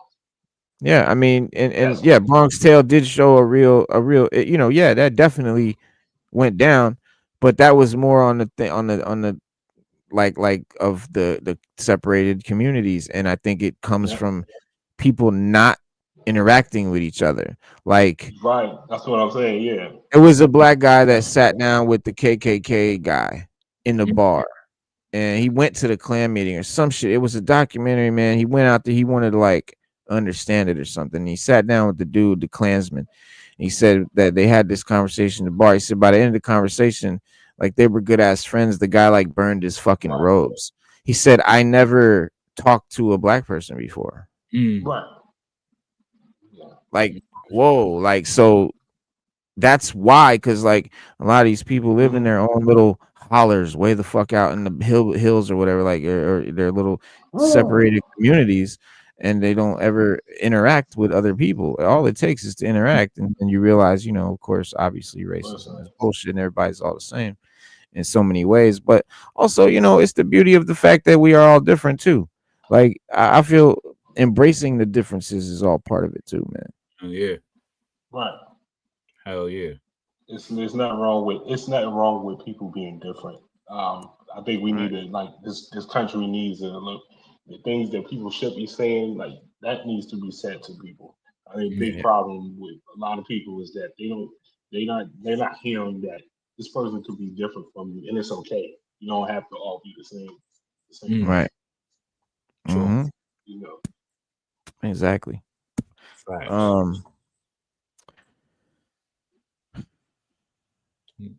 So we'll see, man. We'll see, man, if it's coming or not. If it finally happens, Supreme Clientele 2. That's some, just like the Purple Tape documentary we've been waiting on for a long time. But it looks like it's finally here, man. So fingers crossed. We got Slick Rick's album that just well, I don't know. It just came out yesterday, so I don't know what this April 18th shit is, but they always have the stuff slated and pushed back and stuff like that. Well, that's the thing. Like, this is a great example. The like this TBD. This is all to be determined. Like, and this is probably, when is this? Yeah, this is hella old. This is back in April. So, but all that's happening now. Let me see. Ghostface reassures fans Supreme Clientele 2 is coming. This was on the 3rd, January 3rd, 2011. Oh no. Yeah, that's what I mean. Like, this is how old this shit is, bro. They've been talking about this shit since 2011. I listened to his last album. I listened to his last album, and in the very last message at the last track, he comes on and talks, and he says, like, he's talking to me. He's like, "Don't worry, son. I got you, son. I'm coming back with it. This ain't my last. Yeah, I'm coming right back with the real. This was just, I was like, okay, a mixtape. Yeah, right. Yeah, like that was dope. Mm-hmm. Yeah, man. A lot of people got a lot of the older MCs definitely got to show out right now and really got to prove what MCing and really how to conduct yourself as an MC and a performer, the whole thing, because it got out of control. The industry got out of control. Yeah. Now it's time for the real to come back into it and put it back into control. I mean, you got KRS-One spitting like no other right now. Like I'm like, yo, wait, word? Yeah, You got some new shit? Flames. And I'm Wow. like, Crazy. hold up. Crazy. It's wild. Raz, Kaz, guys, everybody got stuff. Drop it. Everybody. Yeah. I mean, listen, we Yeah, come from the era, like, hip hop is new. It's still a new genre compared to other genres of music, but it was definitely new in the 80s, and there was no examples of old rappers that still had music coming out, whereas, you know, rock musicians, say from the 70s or 60s, were still selling out arenas, like the Rolling Stones and shit. Like, they're still selling out arenas. And as soon as a rapper got, shit, the next year after the album dropped, sometime you'd be like, "Are you old?" Like, there was no respect for older artists. And because there really was no, it was still new. There was no history there. But like, now that we're really growing up, like, now we're older and shit, and now our artists are still making music, and it makes sense. Like, but we see it as this phenomenon because in hip hop it is a new phenomenon, but in music this is how it should be. Yeah.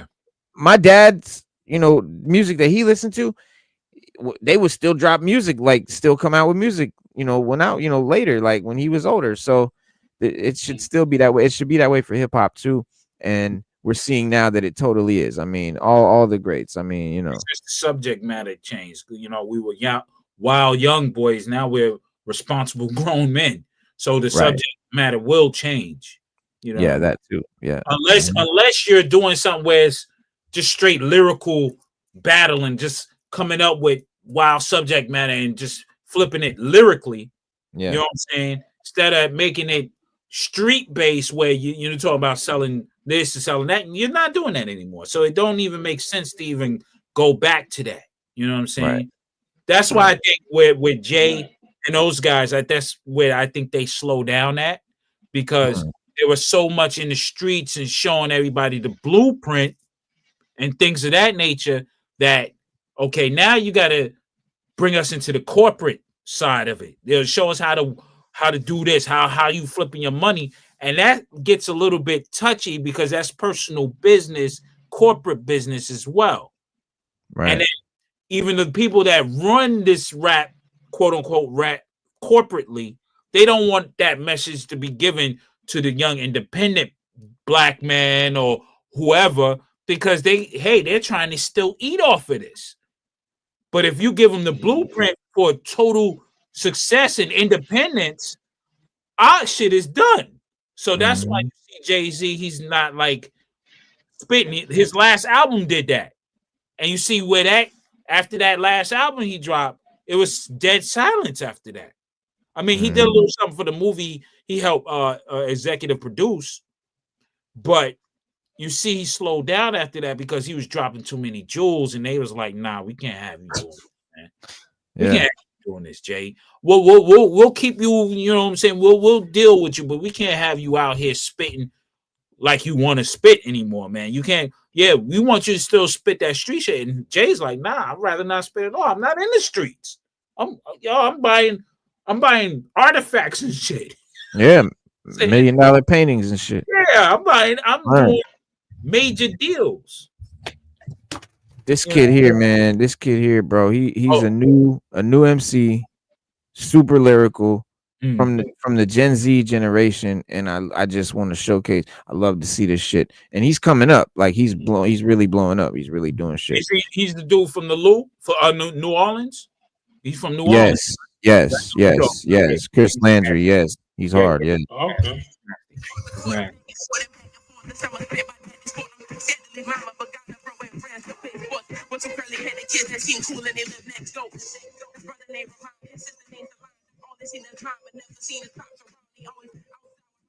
Yeah.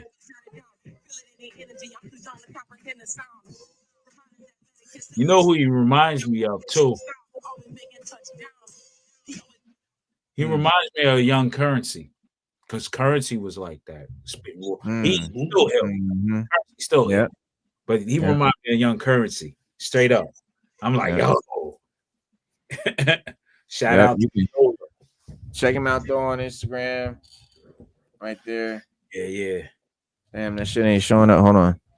Yeah, I got him on the gram. Yeah. Right there, y'all. Hold on. Or throw it in the title and stuff. Why the hell it ain't focused? Focus, bitch. Because it's a screen. It's focusing on the background. There you go. Lyrisi music. Yeah. Hold on, man. Yeah, he's definitely fire. Do you feel him? Do y'all feel him? Yeah. Oh yeah. He's like I said, man. I most of my hustling days, everything was in the South. Like I really dig the whole New Orleans style. Like, but I was in Florida, so Florida was a little different, but it's very similar to Louisiana, in the South. Georgia, Atlanta, Florida, Louisiana, all very similar and very different. Very different. Yeah. Extremely unique in their own ways. But I dig that shit. He's from the NOLA too. Yeah, he's from the NOLA. Mm-hmm. Yeah. So it's like I'm in his verses. I'm like, ooh, he's definitely ill, man. And he needs. It reminded me the first time I heard Coast Contra. I was like, oh my god, these young Gen Z kids are fucking blowing my mind right now. Like I love to see that shit, man. And it's a lot of them that's really right now getting their shine for the lyricists because everybody's tired of the commercial thing is done. It's over with. It's spitter time. It's time for lyricism and messages.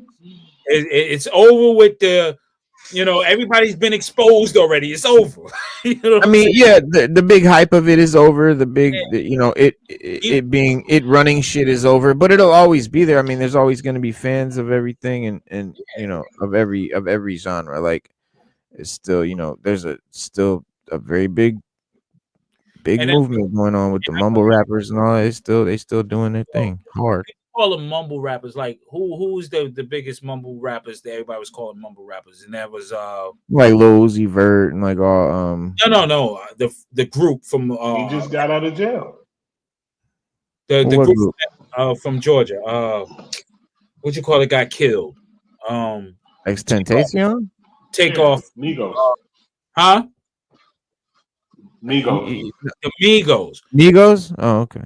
But the Migos. Yeah. But for some reason, after that incident happened with Takeoff passing, it died down because they were the catalyst of it, but they wasn't mumbling. This is what I tell people. They wasn't mumble rappers. No. If you listen to their lyrics, well, it's just a southern accent. Yeah, it's just a style. It's just a southern accent. They were saying some fly shit. Yeah. And I was like, yo, I like these dudes. They saying some fly shit. The real mumble rapping, like the real cats that really were mumbling and really not saying a lot of shit, are the SoundCloud rappers, the kids that they really don't have any talent, skill. I'll say skill. I won't say talent because a lot of them are talented. They just haven't built up their skills enough. Like when we came up, like you had to be in ciphers for a while. You had to build your skills. You had to get better. Like, and no one came out dope. Like everyone's first rhyme was trash. Like nobody was great off top. Like everyone had to get better. But now, and you had to get better. Then you had to be so good that hundreds of people would follow you. Then you had to fucking meet an A&R, get signed, shop a tape in a portrait, go to Jack the Rapper, hit the conventions, try to get on, finally get signed, then hope your album gets released. Bro, now it's all you need. Yeah, a phone. It's all you need. That's a smartphone, and you can come out and millions will hear you. All they got to do is have a little bop and be on TikTok, and you're a millionaire. And so therefore, the rappers didn't have to build up. Finish my thought. The rappers didn't have to build up to having talent. That's why it's not that they don't have talent. They just didn't have to build up the skill to come out. And so we're hearing them in their early stages. We shouldn't be hearing them yet. That's my theory. Mm. Go ahead, Wise. You know, the thing is that that's what when I hear the gods talk, and I'm like, I hear y'all with the technology. I have the technology. The problem is that what nobody's thinking about is what y'all had, the luxury that y'all had that I don't have is the people. Mm. Hip hop, people love hip hop. Mm. Everybody loved hip hop. When I look at the world, like the '90s, we talking about Raekwon, we talking about the Purple Tape. When he put that album out, y'all was going to get that. Y'all had respect for the rapper. Y'all had respect for Yeah. the art form. You Yeah. had like it was y'all was even women, y'all was hungry to hear like somebody dope rapping. I don't think people really don't grasp how much that left in my time. That's Yeah. why I laugh just now when I hear that. Every time I hear that, that's a sign of that. Because I Because was in lyricists are, 2012. you have an uphill Told me battle right in now. my face in the studio. You being lyrical. Yeah. Right. Right. No, Right. you don't got to do all that. Let's Right. you can get it. You nice, but dumb it down. Yeah. So when I hear that, is me laughing. I'm like, it's wild to see that it's coming to where it's at now. But when I hear the guys talk, I'm like, it's like, yeah, the technology and stuff is dope, but I would 1,000,000% take the world that they had. Yeah. I think they really don't. They really like because maybe they were so caught up in it, but people just loved hip hop better in the '90s, and I that agree a can't be thousand replaced, and percent. that's not what it is right now. That's Yeah. gone. Oh, when I And said that's this is such a all you big part need, of it. when I said this is all you need, that wasn't a compliment. I don't think it's a good thing that you have the Oh technology yeah, to no. come out like that. I don't think that is beneficial. And then you're right, it was better before. You would have been better off as a lyricist, because now the fact that you can just wake up one day in your bedroom and fucking write, produce, record, and post a song from your edge, the sitting at the foot of your bed or whatever the fuck. No, that's You dope. don't have to. Yeah, I mean, you don't Yo. have to build up a fan base. You don't have to be signed. You don't have to be great at your art. You can just post it, and a couple kids have to think it sounds good and share it, and then people start sharing it, and then it gets popular. You know what I mean? It's all it takes. But you don't ever have to build up your skills, man. Happy Father's Day, man, Sir Yes. Christian. Salute. Yes. Happy Father's Day to you, Sir Christian. Word. Speaking of that's Father's Day, definitely. speaking of Father's Raw Talk, what's up? Where's the new edition? He's upstairs chilling with his. Chilling. Word. What's his name? His name is Xavier. Xavier, man. What? Yes. Professor X. Exactly. Word is bond. Exactly. Oh, Black Heroes Club. What up, man? Yeah. He got him up there watching Professor X videos. Yo, that was the first thing, I was like, yo, I'm gonna name him Xavier after, one Professor X, and then I'm like X for Malcolm X. You know what I mean? I'm like, I'm putting it all together that way. Yeah. My wife is like, why? Yeah, that's how I put all my sons together. I put them all together the way I feel and the different influences and the things I like. So I put it together that way. Right. Yeah. So yeah, we'll little one, he's growing, he's doing his thing, he's eating like a mug. So I'm like, yo, good. Yeah. Everybody like my younger brother say, yo, at 50, you gonna have it. I'm like, yo, man, you gotta do what you gotta do, man. You know what I mean? Hey, I might have another one next year after next, man. It is what it is, Yeah, you get never one know. go around. You only get one life. You only get one go around. Yeah, exactly. And it's not like you could say, "Oh, well, the next one I'm gonna only do two, or the next one I'm gonna only do one." Like, right. So. Good. But it's been it's a blessing to have him. And I'm like looking at myself. I'm like, yo, I cloned myself again. So now, pour my energy into him. His brothers, I'm still pouring energy into. So it's fun, and it's fun in a way where I could look at my sons and I'm like, I know what you're gonna do when you're gonna do it, and they look at me like, how you know? I'm Because I used to do it. I already did it. I already did it. You're part of my gene pool, so I already know what you're gonna be attracted to, and what you're not gonna be attracted to, and how you're gonna react. So it's fun, man. Father's Day, a lot of people say fathers don't get the credit they deserve, but I think that's commercial statement. Yeah, because that's in them TV sitcoms and Yeah, shit. yeah. Fathers get their credit, but it's in different ways. You know what I'm Yeah, saying? It's different ways, man. right. And we I don't can't. need hella flowers and shit. That's for moms. You know what I'm saying? We Yeah. can't let outside forces dictate that. Fathers do get that credit because if it wasn't for fathers, nobody'd be here. Same like if there was no mothers. So we all get the credit. It's just what we let influence our thought pattern on that type of idea. You know what I'm saying? So And it's all about perception and point of view. Like you might be like, oh, Pops only gets, a bottle of Brut Fabergé and some socks for Christmas, but moms get hella diamonds or whatever, a gold necklace or whatever. But like the perspective is, man, as a father for me, man, just like, man, it don't matter. Just the thought of my kid doing something for me, having the thought to do something for me is the gift. Yeah. He had thought of doing something for me. That's what's up. I don't care what he did. And we as men in general, we don't ask for much at all. Because we're in the mind frame where we'll do it ourselves if we really want it. You know what I'm saying? Right. Otherwise, we It's just a bonus. or otherwise we want a hot meal and some peace. And we're good. We're good all year round. And just to see others grow around us. That's what fatherhood and manhood is. We like to see other things grow. We like to see people improve.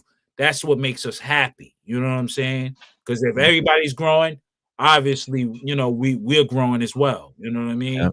And if we're the catalyst to people growing, that's even better. You know what I mean? So happy Father's Day to all the fathers. You know what I'm saying?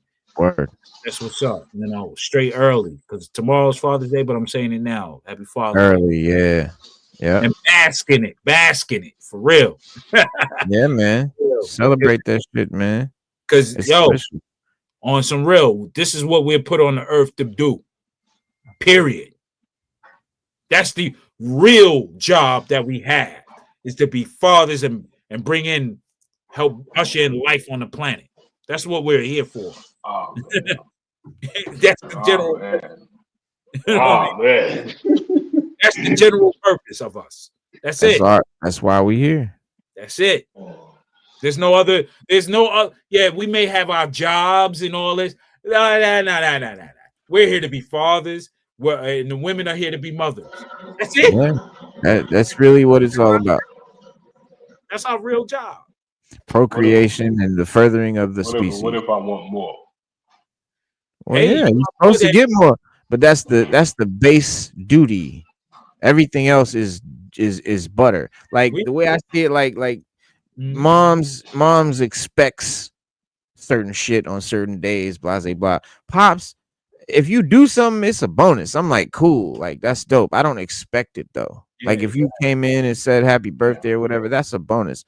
If you don't say happy birthday to moms, bro, you're gonna hear about it. You know what I mean? That's the difference. And it's not good or bad. It's just the difference in the way, the perspective. It's the father's perspective, man.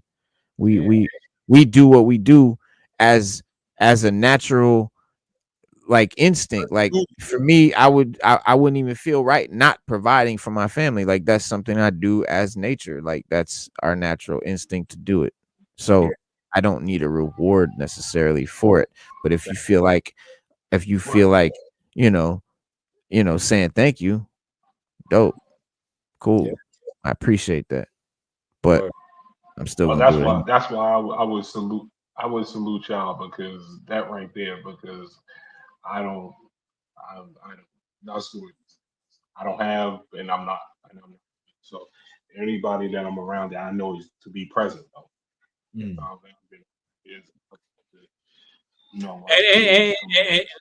Be present. Mm-hmm. And break down facts. You don't have to have biological kids to not be a father figure. You know what I'm saying? That's why that terminology, father figure, is not even it's not being a father, but a father figure, one who A can mentor, a mentor, one who can pass on wise information, guidance. and Yeah. guidance and experiences to help lead in that. You know what I'm saying? Because you know, when we get older and our children, they're grown and off. We're grandfathers or advisors. That's Or you might be the oldest of 5 kids, and you know what I'm saying, or you have hella younger siblings. yeah. You'd be like a father figure sometimes, if pops wasn't there or whatever, you know. Oh no, yeah. Mother means to nurture. Also, father means to nurture as well. If you break down the science, it's difference in nurturing. Yeah, and how you do it. type. You know what I'm saying? So a mother nurtures from an emotional point of view, where from father affection and shit. nurtures from a logical, Sustaining, sustenance. practical, you know, point of view. So you know, there's nurturing going on both sides. Right. You know what I mean? Pop's gonna sustain you with literally food, shelter, clothing. Mom's gonna sustain you with emotions, affection. Yeah. And she's gonna help cultivating that food. And she's gonna cook the food, not cook the food, I ain't gonna say it like that, but help make the house a home. I'm gonna provide all the materials, but really the woman nests, she creates, you know what I'm saying, the environment makes the home. Without the woman, it's just a house. Yeah. Type shit. We break down the mathematics to it all. The balance. It works. Yeah. You know what I mean? You know, and it ain't on no Yeah, I'm supposed to say, what's today's mathematics? Word knowledge, culture, 14th. all being born to power, right? Knowledge and culture being born to power. Yeah. Yeah. So you break down the math and everything. Everything is man. You break down that math, you get the right information. You get where you're supposed to be within that equation when you break down the math, man. Math never lies at all. It's facts. You need to go right here. I mean, Nations of Gods of Earth, the Oasis. That's funny. That's funny because I hated math, but that's what the Wu did. They talk so bad about hip hop, and that's why I'm like, now I'm on that where I'm like, let's calm down, because even though I was stepping out into the street, you know, that's the Wu. And I hated math. I hate being in school. I hated being in school, but I learned my math. Unfortunately, I learned a lot of math in the street. But you know, listening to Wu's, like, you got both of that. I had that duality of, you know, knowledge and still through listening to hip hop. So yeah, that's why that's so funny. That's a good point you just made. Math, it's culture. Yeah, culture freedom. So knowledge and culture being born to power. If you break down the math, it down further, yeah. Yeah. So knowledge and culture is power. You know, culture is one's way of life. Islam is the culture of freedom, righteousness, the culture of peace, in which all things coincide, lives in harmony. The culture is God, I self, Lord, Asiatic master, Islam. Freedom, like refinement, is later addition to the math. Placing it there can likely be traced back to Abu Shahid's living mathematics. Yeah, I mean, this shit goes deeper. I mean, 5% knowledge, you know, is all based on older Islam and you know, actual Islam. So it's not. Yeah, a lot of people think it's some made up rapper shit. It's not. Like Muhammad, the father. Yeah, right. And so I Clarence mean, 13. But you can break down the math even further. Like people say 360 degrees, but you also could break it to 720 because like Earth itself is 720. If you think about the hemisphere, north, south, east, and west, even though we're on the globe spinning, it's still 360 in those different directions. So you break bro, this is all this shit came out in the 60s, bro. This is like been around since the 60s. Yeah, man. You can really get you know what I'm saying? I'm about to have you do an interlude. That's gonna be the intro, man. They ain't playing how much this stuff is going. They gonna have everybody. That's gonna be the intro. Back to that era. 12 jewels. 12 jewels. Knowledge, wisdom, understanding, freedom, justice, equality, food, clothing, shelter, love, peace, happiness. Yeah. You know, I've been to a couple of the rallies, in Harlem and stuff at the Guard School. I Yeah, did the that. mosque up in Harlem. Yeah, I did. You know, but at the same time, I was younger and I was always this way, like, you know what I mean? And this was like around 12 years old. I was always this way, but then when I hit my 20s, I say like 19, 20, that's when I was Mhm. presented with going to the rallies, to the guard school and stuff. Even though the brothers were building, I'm like, how are y'all building? Because after a while, I seen a lot of brothers stagnated.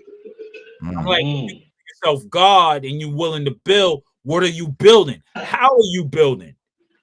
Mhm. You know what I'm saying? Are you building a real culture? You can't be blazing blunts, talking about Right. dropping the science and all this. What are you actually building, God? What? So I got turned off for Right. that. You know what I'm saying? So You I, might I have just stuck, hit on how I fell out of it. yeah, I stuck with the jewels. I applied it, but really getting in around people who stagnant, I'm like, nah, I can't. Still eating honey buns. You know what I'm saying? I can't do that. I can't do that Still eating stagnant. honey buns, man. So it's like, Hold on, You're it's not a not pork and honey buns, is it? yeah, Yeah, bro. It's. hell I mean, yeah. it's all And kind of the flavors and shit. icing alone is pork. The Yeah. the when you see what is it? It's something with an H. That's pork.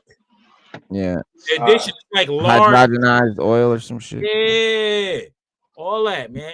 Most foods have all that shit in it, bro. Yeah. The only It's ones just that everywhere, bro. probably Yellow number 5 has yeah, pork in it, bro. It should be a red Mountain 40, Dew, blue pork 20, soda. shit like that. Like Yeah. all food coloring Some is of the not coloring. yeah. Right. Natural colors. Okay. So sometimes I'll look at the kosher stuff because why they don't eat pork, right? Well, that's what I really like. If I Yeah, ever fuck with hot dogs or anything, it's all kosher. It's all Yeah, but beef, yeah. but like beef here's the other ribs, thing to beef, that too. everything. No pork. Never do I eat pork. Even Never. with the halal and the kosher, you know what it truly is, though. What? It's What is? prayed over by Yeah, by a rabbi. a rabbi That's what it or means. Kosher. Yeah. yeah. So Yeah. it's like Blessed. It's like holy water, but food. it's Yeah. blessed. So, but you have to know where it's actually grown at and where the farms are, because they can still produce something and put something in it. But as long as the Yeah. rabbi prayed over it, it's supposed to be good. Right. Where's Yeah. the science now? If Right. this is produced the wrong way, you had the rabbi come in and pray. It's supposed to be good now. You gotta Eating National Hebrew That's Franks facts. from Rosh Hashanah. know what I'm saying? Wow. Yo. Oh, see all these ghosts. Wow, like that too. Yeah. Yo, Disney Plus releases the first poster for the 2025 Black Panther show. I didn't realize they were doing a show of Black Panther. Wow. It's called Eyes of Wakanda. I knew about it. It just didn't strike to me that it was a series. So yeah, but that's happening. I And here's mean, the poster. how crazy, how much fanfare that really shook up like just the race of black people. And what year Oh, that the was? movie Black Panther? Like the Yeah, first. when Oh that God, yeah, that was a because cultural phenomenon. I never watched it. I still haven't seen that movie to this day. Hey, I'll keep it a buck with you. I'll I say just some seen how it wild shit. affected everybody. I'll take a hot take right now, and I'll let you know it's not all that. I mean, that's just me. Yeah. I don't think it was the best movie. I don't think it was all that. And listen, and that's not coming from nowhere. Like I'm being as objective as possible, and it's not it's like this. Something doesn't like the importance of it or the significance of it, the cultural impact of it overshadows the bad CGI. And that's what I'm, you know what I mean? Like, I I hate to say it's not that great of a movie because it's an epic event. It's a really great film in so many ways. But if you objectively look at it, like, damn, the CGI is kind of crazy. And like, I don't know. It's just, You're there's a talking lot about of, the technical aspects of it. yeah, some of the technical aspects, Yeah. some of the writing, let's be honest, even You a even hater, some of the Raymond. acting is kind of like some of the actors Hating that ass. I feel like, Hating ass out here. hey, listen, I'm just keeping it a buck. Like I told you, it's a hot take, but listen, a lot of people will admit this, bro. It's not the No, best I'm movie. just playing. But hey, it has its merits. Like, yeah, I'm not saying it's the worst or nothing. It's still a good flick and everything. But what I mean is like the hype far outweighs the quality of the film. I'll say that. That's what I mean to say. Let me correct. The hype outweighs the quality of the film. It's not as good as it is popular. No, I would say with the Black Panther, yeah, that technical aspect is true, but my thing lies with the story. Yeah. It was too open ended for me. Like it was Yeah. just too fast as well. Right. Like I like Eric Killmonger's angle because I related to that. Mhm. I related more with Eric Killmonger than Black Panther. Black Panther was Yeah. like he was just like a conformist to me, or I always relate to the villain. Always. you know what I'm saying? Like I am Eric Killmonger, literally. Like in some ways, like that. I gravitated to everything he was saying. Yeah. I'm like, it was really that deep. yo, Eric Killmonger is that dude, man. Like, If you separate it from the yeah, that's how I was feeling at one time in my life. Like, yo, all this shit. This is how they treat us. This is how it happened. Like, I'm gonna kill every motherfucker. You know what I'm saying? Why I got this anger in me? It's a reason, and he had that anger and that reason. You know what I'm saying? And when he got time to flex it, all right, I'm gonna defeat this motherfucker and use the resources that I was meant to use it for because this was the shit that they used on me and my people. So now I'm going to take this technology and the whole planet's going to feel my wrath. Right. I felt that shit heavy. Right. You know what I'm saying? And T'Challa wanted to like share the Wakandan technology with the world, and Cats was like not feeling that. People. Yeah. Right. Like yeah, exactly. And it's kind of it's like you gonna give up the one thing we got, like exactly, and they're gonna use it to oppress us even more. You giving them this technology, right? You know what I'm saying? I mean, Killmonger was like, "Nah, we gonna do it this way. We gonna dominate. We gonna take the colonize and flip that shit right back over again. It's over." Right. Yeah. It has so like the message is crazy. Like there's a lot of incredible shit about it, but part 2 was an abomination though. See, and I dug the Namor shit. Like I really liked the Namor shit, but the rest of it, it was whack. Like I mean, the whole idea of first of all, they should have recast T'Challa. Like let's be honest, they shouldn't have went this route doing the Shuri comic because the comic's not all that good. I don't care. Listen, it's just for me, it's all about the writing. I don't care about who's who, like what gender Black Panther is, and just I care about the writing, the quality, and the story wasn't all that. Like it would have been better to keep it T'Challa and do a dope T'Challa story. That's what they should have done. But this is the movie. This is the show right here. It's an animated joint. But subliminally, I thought that was. I mean, I need to talk to like Ryan Coogler and see why. Why would you pit two races against each other subliminally? Because if you're looking at reflection of what's happening now in our today's society, that's happening at this very moment. The division. There's a division happening. A lot of undercurrent. You know what I'm saying? And there's a lot of issues with that. There's a lot of deep rooted shit. But it was like it ain't that deep. I know what you're talking about. I mean, you know, when one race wants to be on the side of the dominant and want to shit on the other race, that is an issue. You know what I'm saying? We know that. That's the issue. But it's like we already know that that's happening. You put it in the movie. Is that you trying to let us know what's popping, or is it like Yeah. That right there and that right there. That's why I didn't. And you just said that's why I didn't watch this movie. First of all, I'm already in tune that movies is messages anyway. yeah, yeah. I don't like the. I didn't like the. I don't do if I see if every but any movie, even if it wasn't that movie, if it was a comedy movie, but everybody was in my face like, son, you gotta see this movie. I Mhm. wouldn't see it until after everybody moved on and watched another movie. And Fact. then Yeah. I'll let the hype die down, and then I'll watch the movie. So, but I don't like the way that movie just had all of the people. I felt like I was the only black person that didn't see that movie. Wasn't I'm just watching everybody like into this. I'm like, this is what's really moving us like this.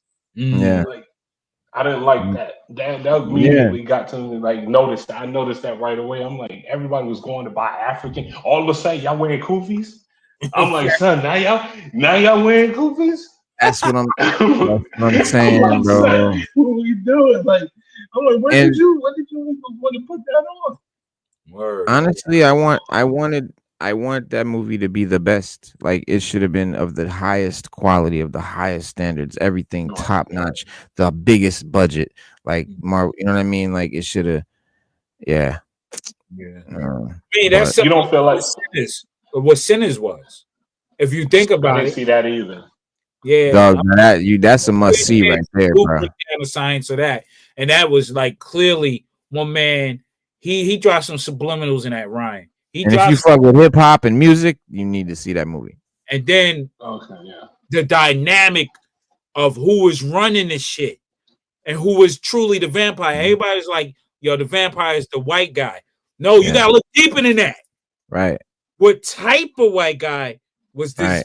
vampire Mm. that played the white people and the black people? Yeah, right. Who is Because it? that's how it be now. Exactly. So that It's not. science was there. I was like, Yeah. I gotta talk to Everybody this grabbing dude. at that. Yeah, man. I mean, Grabbing at that's. I feel like Coogler finally made the movie he was supposed to make. This was the movie that he really was. This is what his talent. Like I feel like this is what. Like he was making movies for other people. Like, okay, I'm gonna make this movie for Marvel, but like this was the movie that he would make. Yeah. And like this was his real. This really shows off his talent. I think he's at the peak of his talent. He really kind of understood what he was doing in this movie versus more than other movies. Like he really like just like I like almost feel like if this was his album, it would have been his first album type shit. Yo, him and what you call it? They're like Just Ray. out. They like Ray and Ghost. Him and Yeah. and Mike B. yeah. And he Yeah. was Newark. I was born in Newark, so you know what I'm saying. And what was their name? The fucking Born was in their Newark, name? raised in Staten Island. So he's from Newark, New Jersey. What you call it? Michael B. Jordan. And I'm like, Ryan Cool. I'm like, yo, they're like Ghost and Ray because the way they do the movies that they do, like, yo, you can see how they work well together. They gel right. You know what I'm saying? They know each other without knowing each other like that. You know what I'm saying? In a sense. Yeah. So like Creed, that was crazy. You know what I'm saying? He did Fruitvale, the first movie, Fruitvale Station. That was heavy. Yeah, that was dope. You know what I'm saying? And based on the story, It's dope. It's dope. It's dope at the end of the day. Just watching Hollywood coming up, watching and having that link to Hollywood is definitely dope. Seeing that we get some of that freedom and that power to have that to be able to do that, to be able to put that and on that level where it's in the theaters. Movies, it's in the theater and not just going to DVD what it was before and then turned into going to Tubi, on Netflix. You know, somebody. So definitely to see it being put out on that level like that. Yeah, it's dope. And that star power, and it was just, that whole, I see when I watch movies, I like to break it down subliminally. I don't watch it on face value. Maybe in 10 years or so, I'll rewatch the movie at face value just to watch it. But when I first see a movie, I gotta break it down because I'm looking for the messages because there are messages that's being presented subliminally or overtly. There are messages presented in those in every media format, in every format like that. When you're doing artwork, whether you're writing, you're rhyming, you're telling a story visually on paper, messages is being sent subliminally. Yeah. To decode that, I love doing that. That's my hobby. That's like my life. I do that with people too. It's just like I like to analyze. I feel like that. I love it. You know what I'm saying? To know something about somebody that they probably don't even know themselves about themselves, and I keep it to myself because I like to watch. I'm like, yo, this is how this person really is. I wonder if they know who they are really. I like that. I would have made you. If we was in the studio, I'd have made tell me. I do that with people all the time. Yeah, man, it's fun, and it's like, and then when it comes to like these movies and stuff, man, yo, watch them. I watch every movie with that type of subliminal intent. Like, yo, okay, this is the message. Okay, I broke that down. I used to do that. I really used to do that, but then I stopped because I started getting too deep in my head, bro. Nah, you can't. Bro, I was doing it. Bro, we were. It was like a whole community of us, bro. We would sit and watch movies together, bro. Like, we was finding shit inside every movie, bro. Like even B action movie, like Seagal movies. Like it don't matter what it is, bro. We like, oh, every fucking scene. I'm like, and I'm like, bro, I gotta stop doing this, man. I just want to enjoy the goddamn movie. So I fucking stopped, bro. I do it all. Getting messages in kickboxing, son. Every scene. Bloodsport. Bloodsport was a lot of Bruce Lee philosophy dropped in that too. They mimicked it. Classic. Yeah. Kumi. Like most of that stuff is based off of the Into the Dragon. You know what I'm saying? It was actually based on a real guy named Frank Dukes. Frank Dukes, of course, but I'm saying the way they formatted it and everything like that. Yeah. Right. If you look at a lot of movies formatted, all the fucking martial arts movies of the 80s and shit were based on Enter the Dragon, pretty much like that dynamic. Yeah, and I mean, all in the video games too, like the idea of a hero or fighters coming from around the world to meet at a tournament. That's Enter the Dragon. Think about how many Mortal Kombats and Street Fighters and everything that's based on that. Yeah. And that's pretty dope. So when you see an ensemble cast of characters, and that even probably goes far as the old spaghetti westerns as well, because remember you had a lot of the Dirty Dozen, the Magnificent Seven, stuff like that. You always have a cast of characters with special abilities come together, like Wu-Tang Clan, same shit. Cast of, you know what I'm saying? Dudes with extraordinary powers. Right. Like RZA said in the Wu-Tang manual. Yeah. Oh yeah. Wu-Tang manual. Yeah. So that's what he said. He said hip hop is like he said hip hop and rappers are like comic book heroes. You know, a group of dudes with extraordinary abilities. I want to sit with Ray. I still need to see that documentary because I'm definitely, especially since I can't wait. So far removed. I want to sit with him and just like I want to be nerdy like I was with most. That's how I was with most. I didn't get to, but I wanted to just be like, tell me about when you wrote this. Like I don't. That's my thing with the interviewers now who get to do with hip hop in every aspect is like pretty much bad and gone. We don't even have interviews that sit there and get you guys in front of them and be like, no, tell me where you was at. Tell me where you was at. Tell me how, like, I'm going to go there. I want to visualize it. Yeah, like, seen it, like I've seen it. Get into, like, so that's definitely like. Facts. I smoke like 3 blunts. Yo, but it's Purple Tape, man, the preview of the Only Built for Cuban Linx documentary right here, y'all. And it's this is Third Eye Films. But everybody's in it, man. You see, Nas from, Premiere, Obviously, everybody from the Wu gonna be in there. But yeah, talking about this album is cool. Like the shit they talking about is dope. Want to go for the American dream and get on this rap shit. So, we in the studio doing some skits. The Ghost just took it to another level. Like I want to hear about that shit. I love hearing about the behind the scenes shit, and a lot of that shit is Man, Ghost did that joint about the drug the pimp came to see the two broads, and my man they threw him out the window. That was real in Stapleton. Motherfuckers fell out.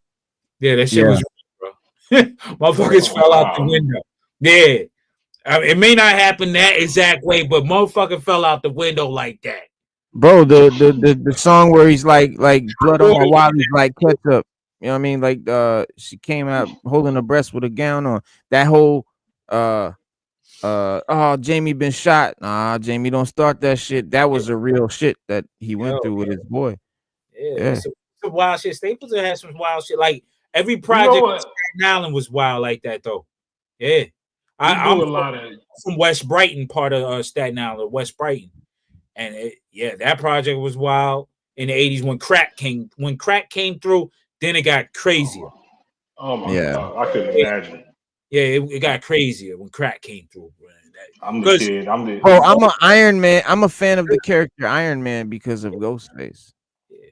See, before crack, Staten Island was in harmony, man. You can go everywhere type shit. You know, every hood, bro. Yeah. After crack, it got crazy. Straight up. Yep. Even in the South, definitely too. Like it you could it was a definite before crack and after crack. Like a real that's wild. Yeah, that's my story starts right after I'm the child of after the crack era, the 90s. Right. Okay. I grew up in it. I was born in 79. I grew up in it. You know what I'm saying? That's 75 over here, y'all know. And growing up through, you seen motherfuckers in your hallway that was your neighbors cracked out, their eyes bulging out, all this fucking crazy. I'm like neighbors that you knew before crack came that was cool. You went to their house, got cookies and stuff like that. And then now you see them as crackhead. You ever seen a pregnant crackhead? That shit is depressing. Yeah. Straight up. Yeah, bro. That shit is depressing. Sad shit.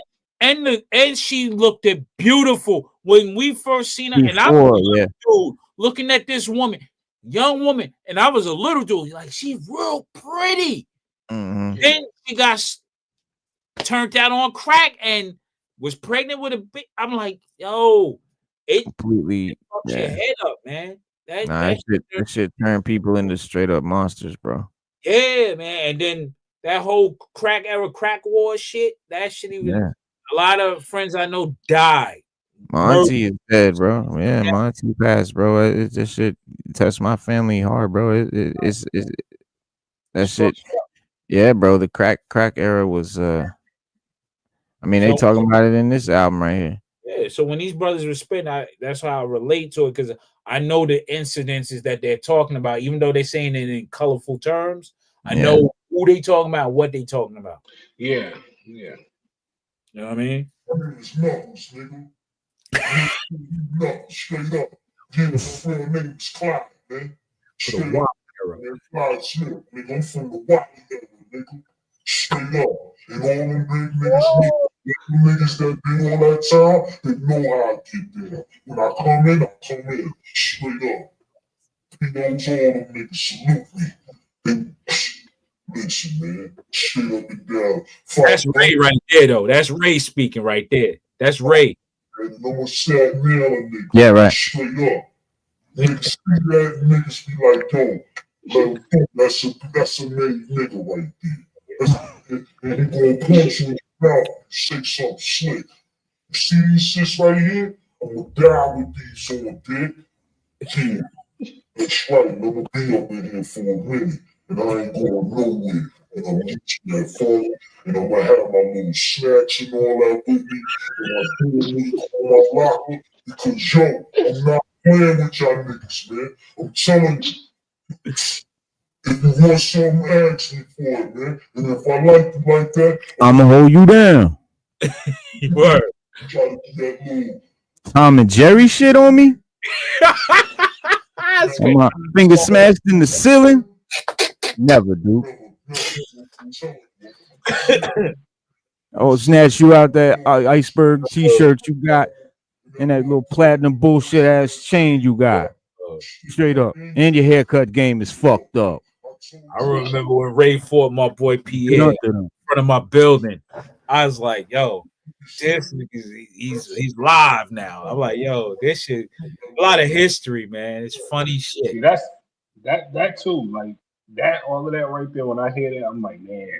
That's why I'm always listening and looking back at the stories that y'all had that. That's gone. I didn't know the closeness, like they right there, them being right there. Y'all could touch the 80 and all of that stuff. Like that left the game. That left hip hop, this genre of music, all that. Like, oh, I know something because he used to come into my building next door because he was dating my best friend's sister. I don't realize how much that was a reality. Like every time I listen to the guys from the 80s, especially back then, I'm like, it's always one of those stories like, oh, I ended up in the studio because my her brother was Marley Marl. Like that stuff is gone. Like I noticed that by my time, you know, like that stuff that we didn't have though. I didn't have no closest like most of because of where I was at. Fat Joe, you know, somebody coming to the rock, you know, Fat Joe was up there at the store. Because I am from, but you know, you may be seeing him if you can, but we didn't have that stuff. Like that's dope. Yeah, you man. Actually seeing him fighting, like yeah. It's wild. It's wild. That's wild. Yeah. And it's crazy. Ghost used to live in the West Brighton. I forget what building he was in, but he was a short stay there because I didn't see him. My boy Cool Breeze, he was in there. Like, just wild shit, man. It's funny, man. Like fucking RZA when he talk about his first Wu-Tang album, and the first Raekwon's first album being caught up in the flood, all the Wu albums that he lost in the flood. Dex album that was right in back of my uncle's house. RZA lived on Van Name. Yeah, that's, you know what I'm saying. My uncle lived on Van Pelt in the Manners Harbor, so RZA was behind. RZA didn't know that they built those houses on fucking marshland because that's really what's in the harbor, marshland. Yeah. So it's like we had a stream because my grandmother lived up the block, so there was a stream that would come through, and once it rained hard, it floods. So that's how his shit got flooded up. Yeah. Yeah, that may be one of the most unfortunate hip hop stories. They gotta go on the list of like unfortunate album. We never heard Deck's original album. Like you know, that shit would have been phenomenal. But man, one thing I'm excited about right here. There's a new DC show that's gonna be rated R. Oh shit! Yeah, man. So we already know as like what 3 rated R shows. Let's see, 3. Well, we got I know Peacemaker. I'm not sure what let me see. They said Peacemaker. What else? That's the new one.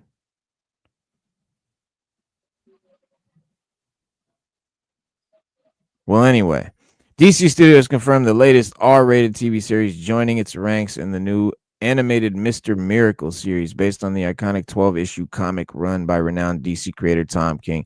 Creature Commandos is the other one. So it's Peacemaker, which is live action, Creature Commandos, which is animated, and Mr. Miracle, which is animated. So it's going to be another thing in the vein of like Creature Commandos, R-rated animated joint. Okay. But the beauty of it is that it is based on a comic run, a particular comic book series, a 12-issue comic book by Tom King. Tom King is doing a lot of work with Gunn on this. He's doing the Supergirl. He did the Superman. Like he's doing, like they're basing a lot of shit on Tom King comics, which is pretty cool because he's a good, you know, he's got a lot of great books. So again, man, DC doing it for the comic nerds, man, really giving us comic based That was shit. that was DC was my like. I don't know why I was always on DC. Like I was always looking for a DC comic book over Marvel. Yeah. I mean, when we were little, like they had the most, like they had the biggest presence when I was really little on TV, like they, you know, the Justice League, Super Friends, and all that shit. When I was little, That's Saturday probably what morning. it was then. That's for me. That's what it was. They were the more, you know, I saw them more. Like for Marvel, it was more of like the toys. That's how I knew about Marvel shit, because we would have Secret Wars figures and shit like that. I'm the reverse. Even though I love Batman, that's my favorite superhero from DC. Period. You know, and the Adam West TV show is what kicked it off for me for Batman. That's when I first seen Batman. Actually, For me, it was the Keaton. Yeah, It was the Keaton movie. Yeah, for me, it was the Keaton movie. I saw the Batman. Yeah, I saw the show like at some point when I was little, but I never cared about it. I thought it was silly, and it just it didn't resonate with me. But when the Keaton Batman movie came out, you know, Jack Nicholson, the gangster Joker, like all that shit resonated so hard with me, bro. Like I became a super fucking Batman fan. Joker, like, is my favorite villain. Like I was 10 years old. Yeah, when that shit came out. I was 10. And you were 10 in 88 when I was born? 89. Yeah, I was 10. Yep, 89. That movie hit me in the heart. Bad, bro. That movie hit me in the heart in a different way. Like my mom and I were supposed to, because we always talked about going and seeing that movie. She passed away a year before, because we already knew that Batman was coming out, and it came out on my birthday in 1989. Oh wow, June 23rd, right? 1989. Oh, So wow. like wishy-washy with it, because it symbolizes something for me that is just like crazy. But it's right. Hero. It's my favorite hero because she knew. Right. I had Batman under rules and all that. Bro, Batman Mania exploded after that movie, bro. Yeah, I had all the Batman t-shirts, everything. You know what I'm saying? Right now, I'm designing Batman t-shirts and stuff for a brand called Reason.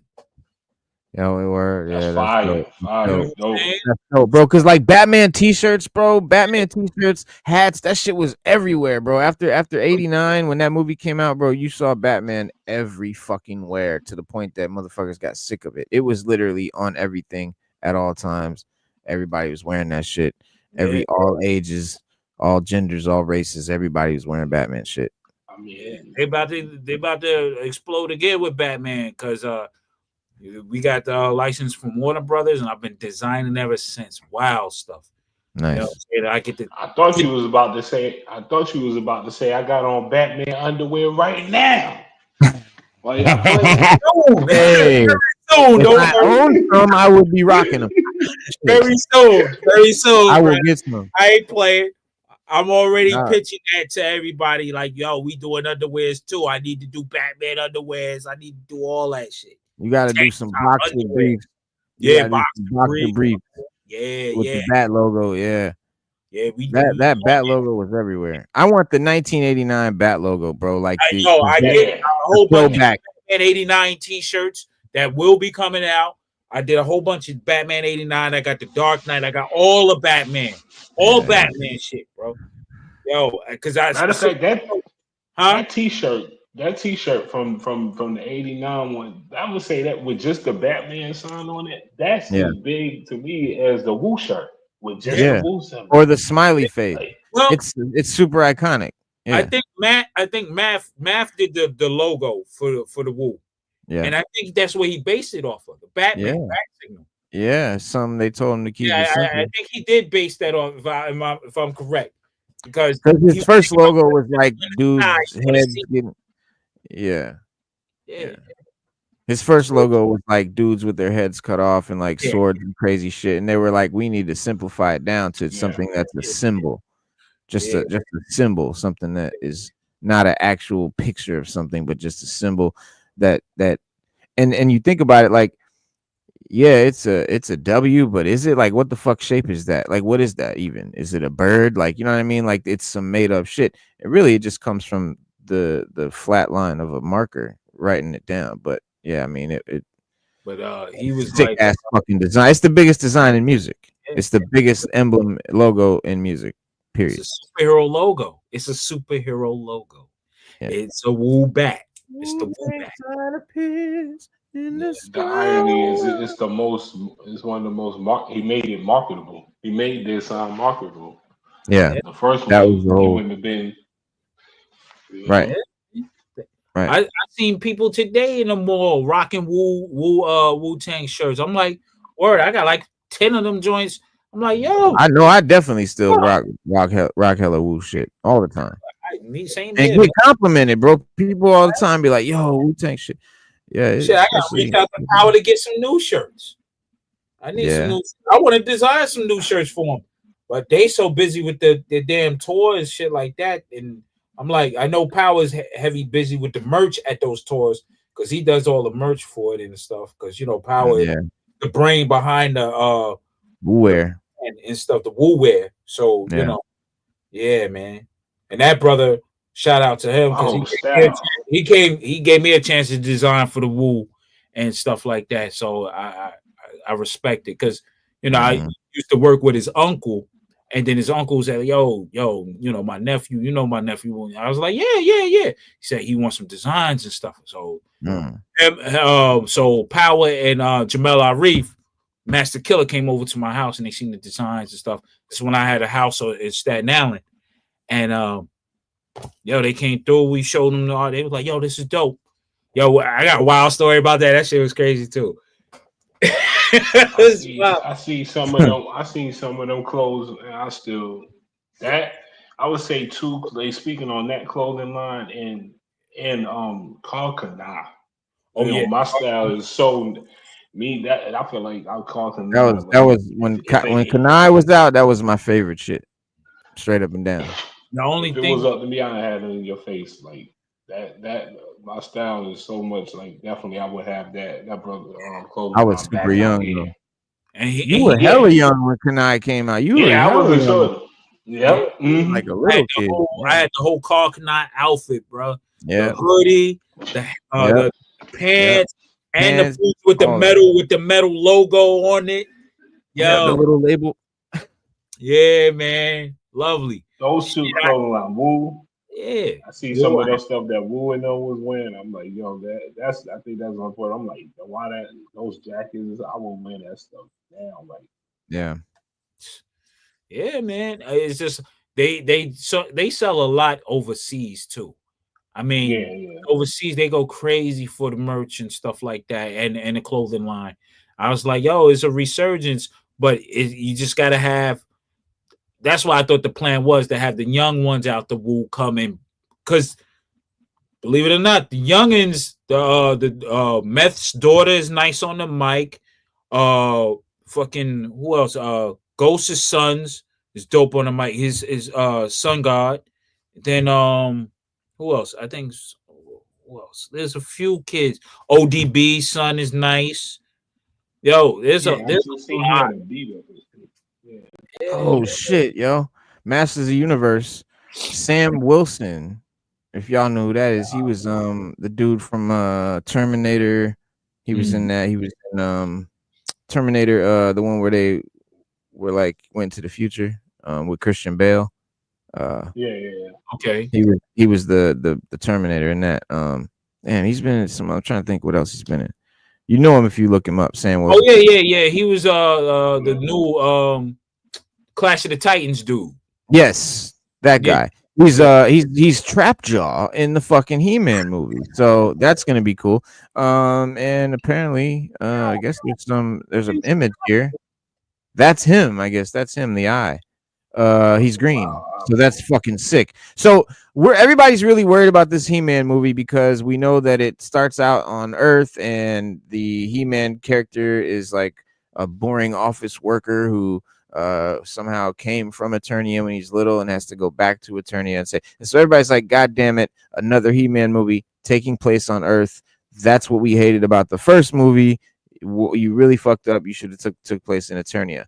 But all that being said, I think people are still going to be happy because the the way they're doing this one is all the characters and like all the stuff. It looks just like we know from the 80s cartoon. Like when he does go to Eternia, that shit is gonna look like the He-Man cartoon from the 80s versus the He-Man movie from the 80s where it resembled nothing like the cartoon at all. Characters that didn't even exist in the cartoon were in the 80s movie with Dolph Lundgren. So, you know, it had its merits, but it wasn't recognizable to the cartoon in any way. And this is going to be really recognizable to the cartoon. You know, Trapjaw he's the green dude with the cyborg parts, and that's his eye, apparently. Sam Wilson there with the green skin, you can see. It says, Masters of the Universe movie Sam Wilson has just shared what seems to be the eye of the iconic evil warrior character that he is playing, Trapjaw. Today I rapped on Masters of the Universe, he said. I trained up for this and wanted to deliver something that's unique and honor the fans of the OG material. He said, it's a blast. A special thanks to blah, blah, blah, blah. So there he is, covering his face for some reason. And that's his eye. And there's his chair. Here they are on the set. That guy right there in the middle is, I think, Ram Man. This is Fisto, I believe, here in the front. In the background, that's Triclops right here where I'm circling. This guy over here, I'm not sure. And this is, of course, He-Man there. That's the cast. But yeah, you'll have Moss Man. Yeah. Bro, there's so many characters that we know, like all the OG. Practical. You see it? Practical costume. So they're doing practical.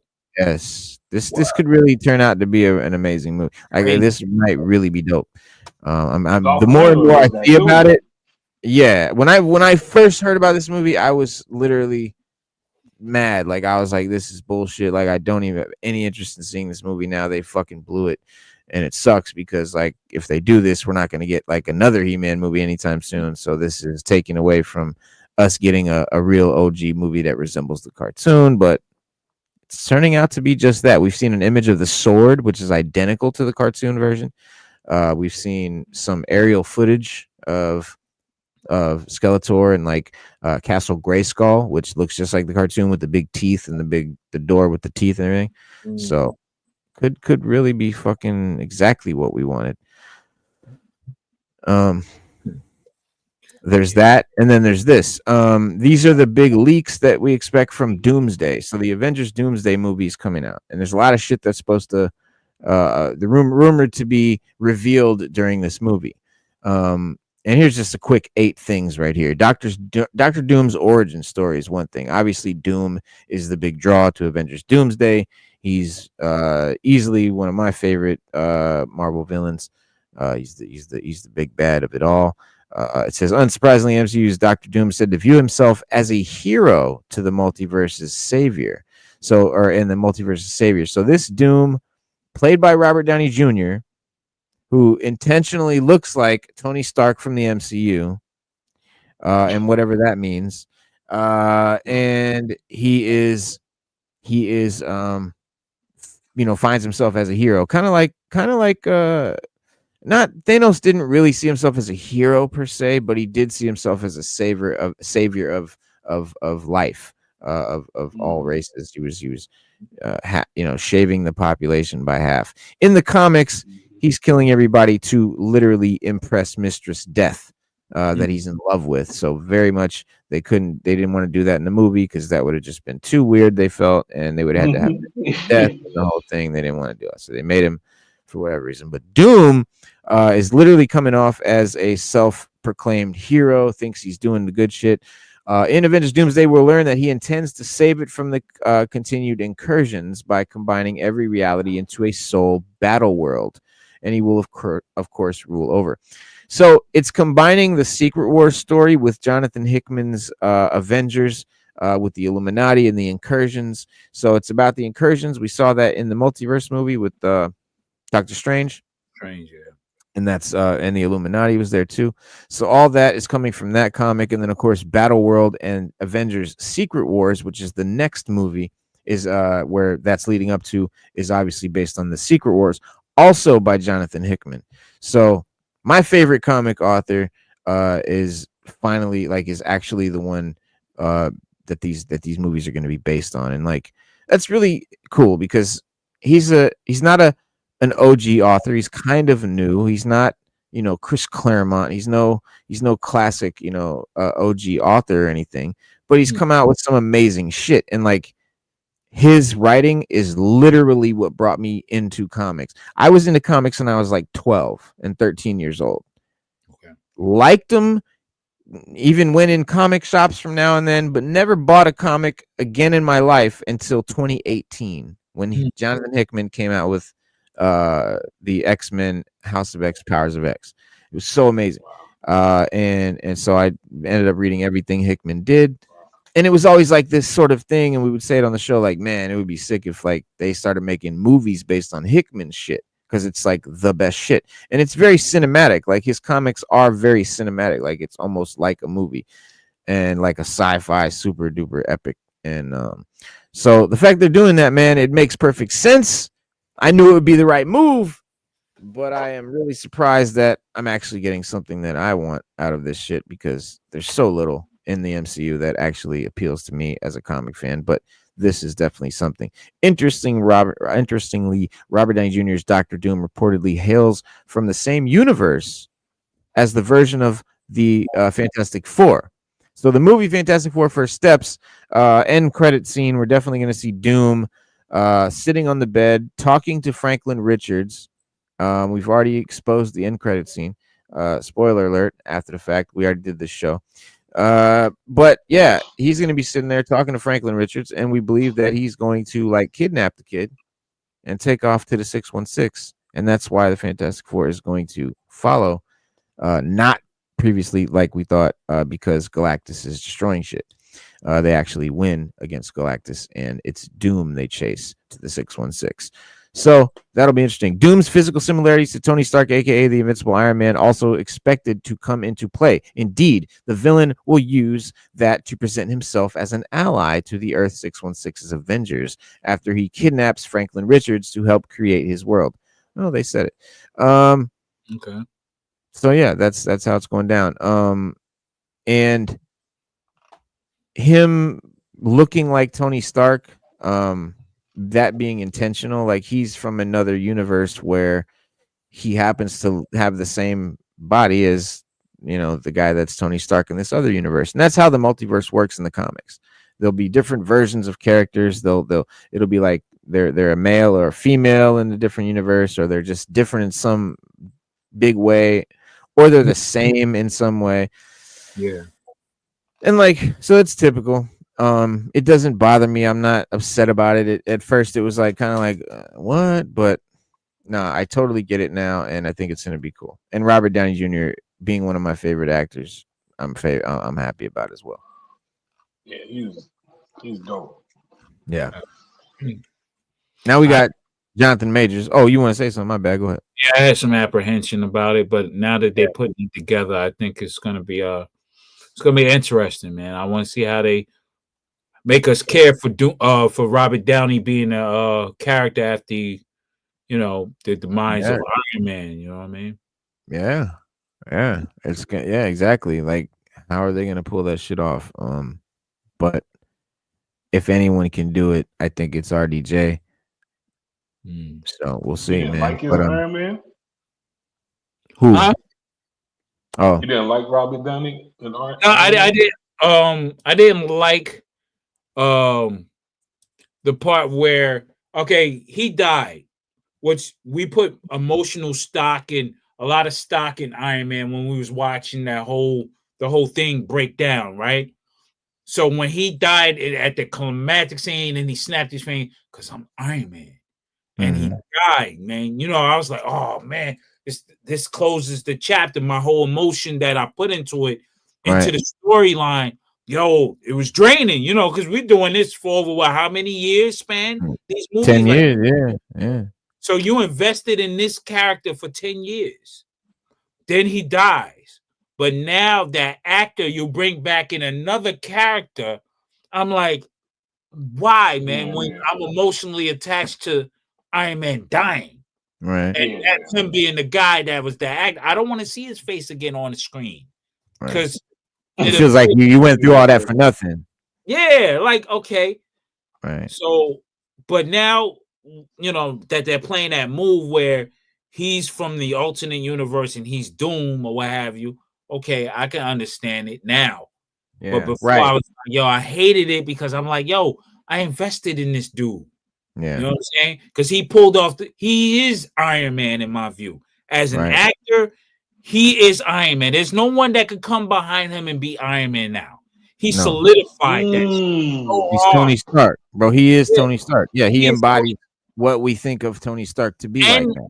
and the other reason why he's Tony Stark, Iron Man, because in his real life he was battling drug addiction and things like Iron Man was an alcoholic and stuff. So Right, he poured his real self into that character right. in a sense. So I Yeah. appreciated that. Mhm. You know what I'm saying? So now you bringing him into Doom. I'm like, I don't know, man. It's like I Right. love Iron Man. He's always gonna be Iron Man to me. Period. Facts. Yes. Yeah. Yes. I mean, definitely that. And I think but yeah, and now I understand that they're building on that fact. That's Yeah. why this Doom is going to be cool. So I hope that, it works out and everything. Yeah. But yeah, he's literally playing a guy named Victor Von Doom. He's not playing like an evil Tony Stark or anything like that. He's a guy named Victor Von Doom that happens to have the same face as the guy that's Tony Stark. And he apparently will use that fact to either trick the people from the 616 or just appeal to them, which I think it's going to freak them the fuck out. But the thing is this: the next thing they have, I'm going to skip Kang and Battleworld real quick and Scarlet Witch real quick and New Iron Man real quick and hop down to Tony Cap, Hydra Cap, Chris Evans. Yes, Hydra Cap. So in the comics, they made it where Captain America, all along was secretly a Hydra agent, right? And Chris Evans, it says, might have denied his return in Avengers Doomsday, but the trades have said it is happening, and they don't make mistakes. The implication of that is that him having a highly secretive role in the movie. What could that be? How about an evil Captain America variant who is allied with Doctor Doom? While we'd be shocked if the heroic version doesn't eventually make himself known, the plan is indeed for us to get the Steve Rogers who was not loyal to America, but to Hydra. This probably is the best place possible to introduce such a crazy version of Cap, and it would set the stage for a bigger role in Avengers Secret Wars. Crucially, it will give Chris Evans something new to sink his teeth into. So the reason I'm definitely down with this is I'm always down with villains. I love villains. I think they're cool. They get that out of the way though. Cap being a Hydra agent is a cool. His variant costume being yellow and green will be interesting to see with the new Hydra logo. Like I hope they do all that. That would be sick. Chris Evans playing like an evil version of Cap would be interesting. And like it says here, giving him something new to do instead of just coming back again and playing the same Steve Rogers again only, which he may still play, but definitely going to be playing this version here. And then, if you think about it, I'm not to cut you off. No, go ahead. To think about it, they got the two actors that are fit for their roles to play mind games on everybody else. Because that's what it is. That's what Doom does the best is play mind games. Yeah, you know what I'm saying. So that's it's coming together. It definitely has big potential, man. Basing it on the Hickman thing alone, that's cool, but it's not going to be beat for beat a Jonathan Hickman story. Unfortunately, if it was, I would be betting money that it's going to be phenomenal. But it's not going to be beat for beat Hickman. They're going to MCU it. They're going to Hollywood it, and it's going to definitely have a lot of shit that's not from the Hickman stuff, and it will leave a lot of stuff from the Hickman stuff out. So yeah, it still has the potential to be ass, but the fact that it is being based on some Hickman shit definitely means it has the potential to be phenomenal and epic. These new characters, like new Iron Man here, so there's Superior Iron Man, Which is who this picture of is here. It says, we said there would be some wild rumors here, and this is one of them. You recall rumblings that Tom Cruise was being eyed to play a villainous Iron Man in Doctor Strange in the Multiverse of Madness, only for it to come out to not.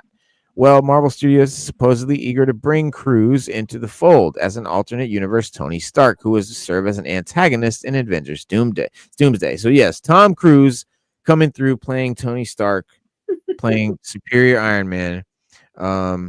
Yeah, this is if you're in the community, you've heard about this casting for a few years now.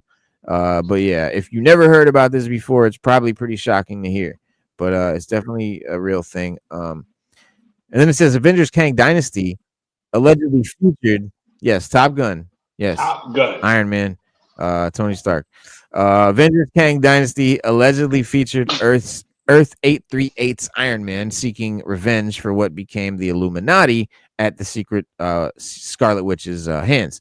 So we'll see. Either way, it's been reported that the Avengers will fight even versions of themselves, the Masters of Evil, right? The Avengers and then the Masters of Evil. So Evil. That's a lot of implications. Yes.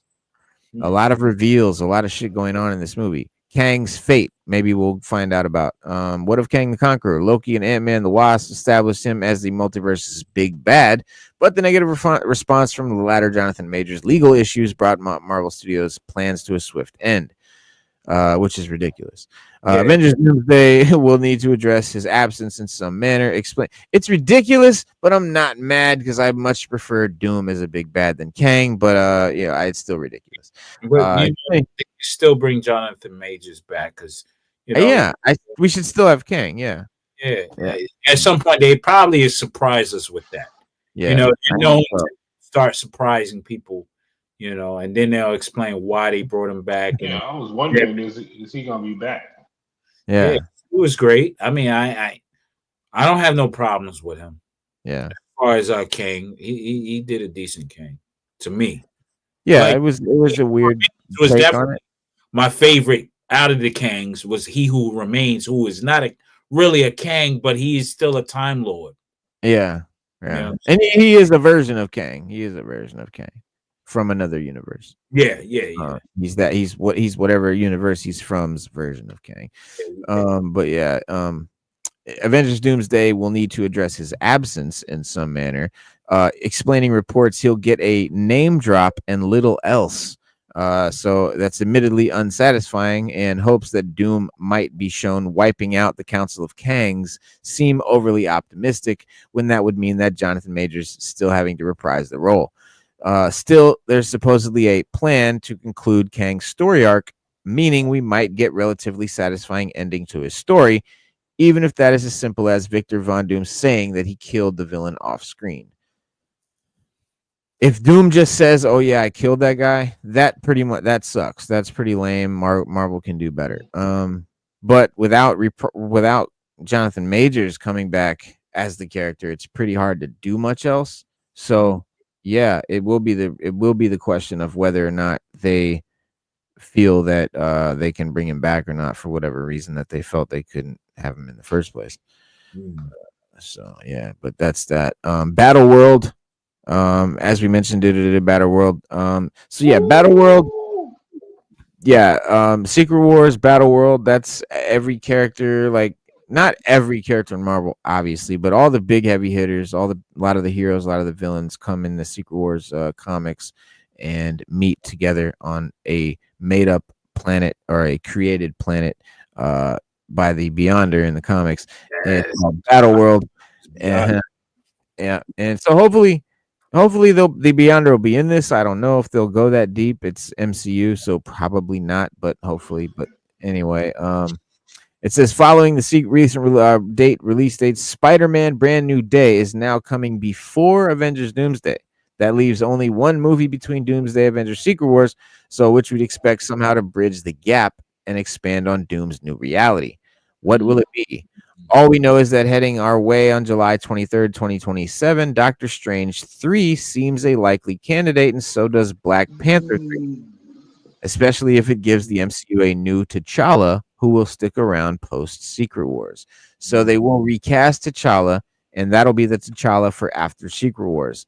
Other characters like the X-Men and stuff like that, using the Fox X-Men, so we're gonna see a lot of the actors that played the characters in the Fox movies coming in as the X-Men in this movie, but that will be just for this multiverse saga. After Avengers Secret Wars, there will be a new cast, new versions of all the X-Men with new actors, even a new Wolverine, the whole thing.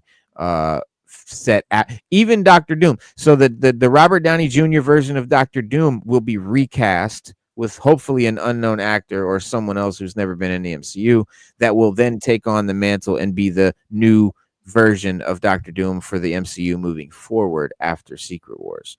So if you love the idea of Robert Downey Jr. as Doom, sadly it ends with Secret Wars. If you're pissed about it, stay tuned, because after Secret Wars there will be a new Doom. That's 10 years from now. No, stop. Right. Probably 5, yeah. 5 years. I mean, 10 years from now, I'll be surprised if movies even exist. Right. Real. On the Yeah, real. they've been around since the 20s. You mean in its current form, like going to the movies and stuff like that? Oh, like the theater? It'll be just streaming. Yeah, you'd be dead. This country is at right now. This world is at right now. You mean literally like the movie industry stops because like the economy can't sustain it type shit? You talking about total annihilation? You talking about total apocalypse? Either way. Like dystopian future where there's no possibility, like Walking Dead type shit?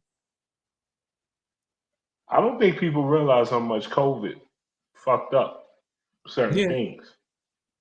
I don't think people realize I think we still not realizing it. I think maybe 10 years from now.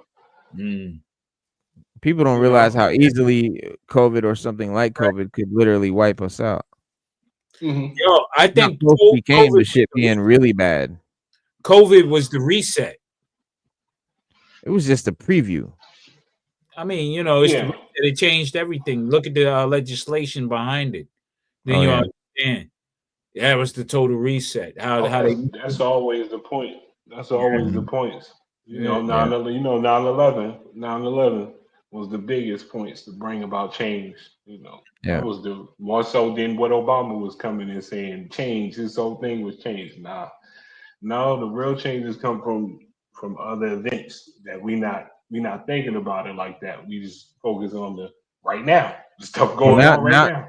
Now they're distracting us with the riots in LA, with the riots, the immigration riots, which is all just a distraction. And it's working to a T because everybody is looking. Immediately, everybody turned right to each other. Right. So I'm looking on the internet. All I see is everybody immediately turned away from the point and started going off on side, complaining about each other. And I'm just like, this is really going to separate people. Like this, Trump is really separating people. Like it's really separating racists from everybody else. Like it's exposing everybody, I think. And like these racists are just being like more brazen and more like fucking like less apprehensive about exhibiting their racism and saying certain shit and exhibiting certain belief systems and shit like that. Now they feel it's almost okay. They've been made to feel that like they're in the right now and like literally the right.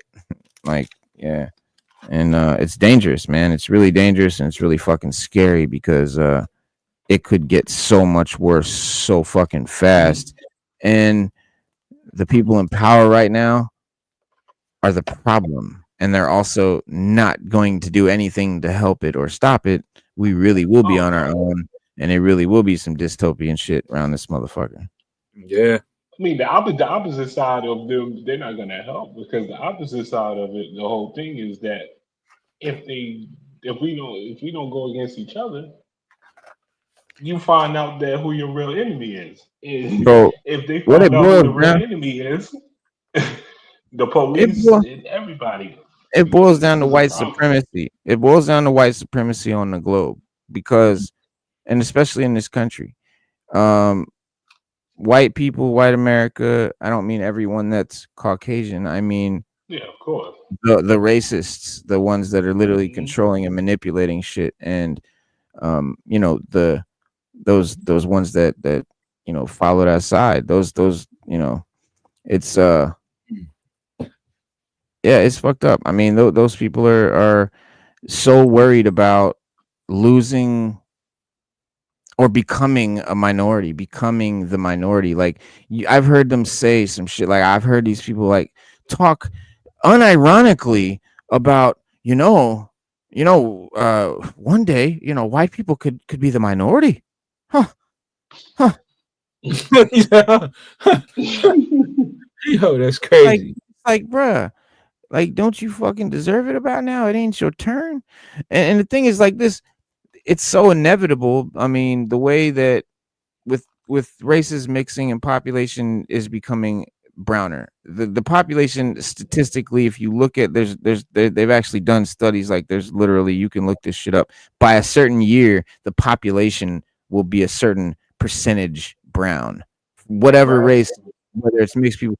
But I think at 20 and like 2050 or some shit, they said that the 2010. percentage, like right now, the percentage is that white is the bigger percent in America. It will be the smallest percent, because all it takes, like for example, my wife is black, my kid is mixed. That any kid my son has now is part of that brown race. It's going to now exponentially grow, and every kid they have, and every kid they have. And so like it's inevitable, and these people see this shit. And so when they see their champion coming out, Trump saying, I'm gonna save you, I'm gonna make it white again. That's what he means. That's what MAGA means. It doesn't mean make America great. It means make America white again. Give us our control back. Give us the power back. That's what it means. And they see that dog whistle and they come running. And then they feel empowered now. And then you start to see this brazen shit and this Karen bullshit and all this shit, and cops killing people and shit. And it's and now ICE is running around. You see the shit they're doing? Have you seen these videos? They're running around completely like lawless shit. Like it's the Wild West. They can do whatever they want because they got this guy backing them who thinks he's the king of the fucking world, and doesn't realize that the president is just supposed to be like a goddamn front man for the government. You're not supposed to be the fucking king. This isn't dictatorship. But everyone around him pumps him up like he's right and he's good, and no matter what he does wrong, they spin it and twist it to making it be right. And like Obama said, you imagine if I did any of this shit? But again, all this shit boils down, bro. It boils down to these people are afraid that they're losing the fact that they're not the majority anymore. They feel we're losing the country. That's immigration. Well, that's what they're all worried. That's why they're worried about Mexican nationals coming here, because they're not white. More people coming here that aren't white. Got to stop the Arabs. Got to stop all these. Let's come up with all these reasons. Terrorism. Immigration. They're monsters. You're just trying to stop the brown. Yeah, you're just trying to stop the inevitable browning of the human race. You got to remember, man, the human race started out all brown. Everybody came from Africa. Or whether you say they came from Africa or whether they were over here, wherever it was, the original people were brown. That's the point. And those people migrated to the Caucasus Mountains and up in higher areas where there was way less sun, different temperatures. Eventually their skin lightened, their hair straightened, and they lost the need for certain physical attributes. And that's how white people were created. And so the fact that it's going back to brown is only natural. Yakub. Everybody got this. We got this sick. They got this sickness, man, in this country, man, and it's gonna keep working for them. And the sickness is that everybody has diseases. That I'm better than you. Right. My race is better than yours.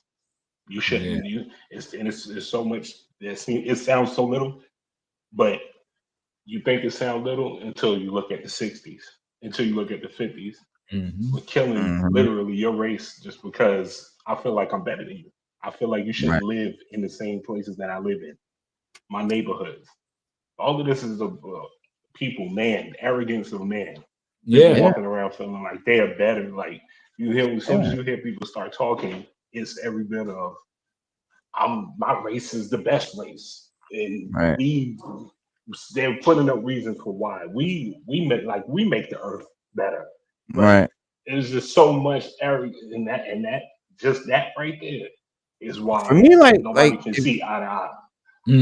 Having pride in like what your race brings to the world is cool, but the problem for me is when you start saying that other Taking it too races far. are problems. Yeah. You can say you can have all the pride you want in your race. When you start talking shit about other races, that's where the problem is. Well, I mean, you know, like Dr. what I'm saying. Francis Welsing said, it's the survival of the gene of the gene. Like right. with Recessive. the gene, yeah, it's a survival of the fittest within, and it's like right. so with the gene pool, we know who the dominant gene holders are, Right. and that's scares them. Like I don't know why it would scare them, because by the time we get to a There's total them because they're losing. They're going to lose power. Anybody in power is scared of losing power. Doesn't matter who they are. But even that power, for what? Like, to have power over people to do what? To make them work more? Right. To make them pay more with a fictitious amount of money? The money itself is fiat. It's created, made up out of just for control. For what? Why you want to control somebody else anyway? The only thing you should be controlling is yourself. That's it. Well, it all comes from a time when England and Europe was the fucking, they were the backwards, they were the dregs of society of the world. They were the lowest of the low in the world of all the other nations of Asia and Africa. Europe was the lowest of the low at one point, originally, and so once they got guns and bullet and machine guns and started, exerting their influence here and there and colonializing and shit like that, they felt now we got power and shit, and they they ran with it. They wanted to have more. And I'm like, control for what though? I mean, if you really it's like when you don't have something and then you get it, you natural overdo resources. it. Yeah, but at some point logic got to play a part in it, and it's not logical. I mean, even the resource thing, the excuse for resources. There's tons of resources on this planet. There's untapped resources on this planet. Why would you want to fight for that? Why can you just let everybody live? Just let people. And we know that so many more white people nowadays are thinking that way than they ever were back in history. So that is happening. What you're saying. Yeah, just let people Motherfuckers are figuring it out and realizing that shit was ridiculous. You make more. You have more fun when everybody's chill. Like, yo, everybody's kicking it together. Yeah, why we need to dominate over this? Why? Shit, I like Indian food. I like Arab food. Why would I want to fuck that up? I like why would I want to fuck that up? Well, they want to have all that. They want to have all that and just like, they want to have the food of all this, but they don't want to give respect to those people. Like they want Indian food and Chinese food, but they want to treat Indian people and Chinese people like shit. But see, even that's like, I don't know, man. For me, it's illogical. It's like, of course, this shit don't. Because you would never, if you was in power, you would like KRS said, if you wouldn't have everybody in misery. So that's why. But they're not operating the business. A lot of big businessmen is really based off of, you want to get to the top, is really to be wholehearted. It's really not to give a fuck about people. It's really to collateral damage. If people die, if they die, they die. But even at that same token, power over what? Because you really can't control a person. You really can't. A person can sit right in front of you. They can like. I mean, I'm saying in the truest sense, I can sit in front of you, and yeah, you say I'm your soldier, but I'm thinking something else in my head. To control a person, you got to control them totally. I mean, you could tell them move this, do this, look there, sit down, do that. You can't do that to a person because a person's mind is always going to be free, regardless, unless they have a sickness to where they're not free in their mind. You know what's funny? Or you do use mind control. And what yeah. Programming, conditioning, grooming. Listen, tell me the Pledge of Allegiance. Reno, say the Pledge of Allegiance. I was the one kid in class. I was the kid in class that would not ever stand up for that shit. I sat there. My teacher would be. Yeah, I pledge allegiance to the flag, right? Yeah, the United States of America. Yeah, I remember it. Right. But it's like when did they But that never controlled me. Like I can understand if somebody was controlled by that for the rest of their life, but even then, when I was younger, I had resistance. It was just my nature to resist. Yeah, but I mean, we are programmed in a lot of ways. I mean, we live in a society. You know, I mean, obviously, you are influenced in somewhat by the society you live in and the era you live in and all that shit. In some ways, I mean, everybody is inevitably. But yeah, you do have your own fucking free will. Maybe I'm just like a chameleon or some shit. I just adapt to shit because I can't be influenced at all. Like I'm the type of person, you tell me something, I'm like, oh, word, okay, right. You know what I'm saying?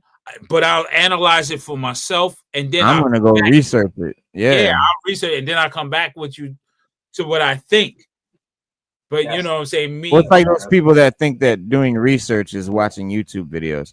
That's not doing research. You gotta, if you watch a YouTube video and you see some crazy shit, then you go do research about it. Yeah. The YouTube video is not the research. The research is the shit you go read about the shit that you watched. And you find out what was true and what wasn't true. Then you juxtapose it to historical events. Yeah. Then compare it. And compare it in your life or how you view it and see similar things that may have taken place. And you can decipher everything and say, oh, this is not right here. I mean, I understand the premise, but there's something that's missing in this. Yep. So you find the missing part and then you can put it together. Like, I can't understand how people look at politicians and think they're sincere.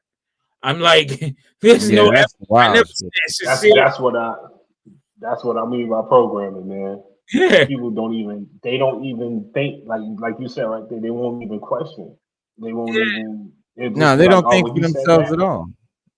Yeah, he said that. Well, 2008 showed me that. I just turned Obama, something like that. I just turned 20. I was the only person. Family members, everybody. I'm like, y'all, come on, y'all. This ain't gonna be what y'all think it is. I'm 20 years old saying this to people that was in their 40s and 50s. Yeah. And I was telling them like, this ain't. I'm telling you.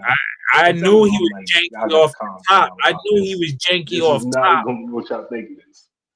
Exactly. I knew when he spoke. Just thought that we was. When he spoke, reparations. Like this guy is eloquent. He's an eloquent speaker. I mean, he uses his phenotype and his mannerisms in a certain way to gather the masses. I'm like, okay, that's the characteristics of a demon. Okay.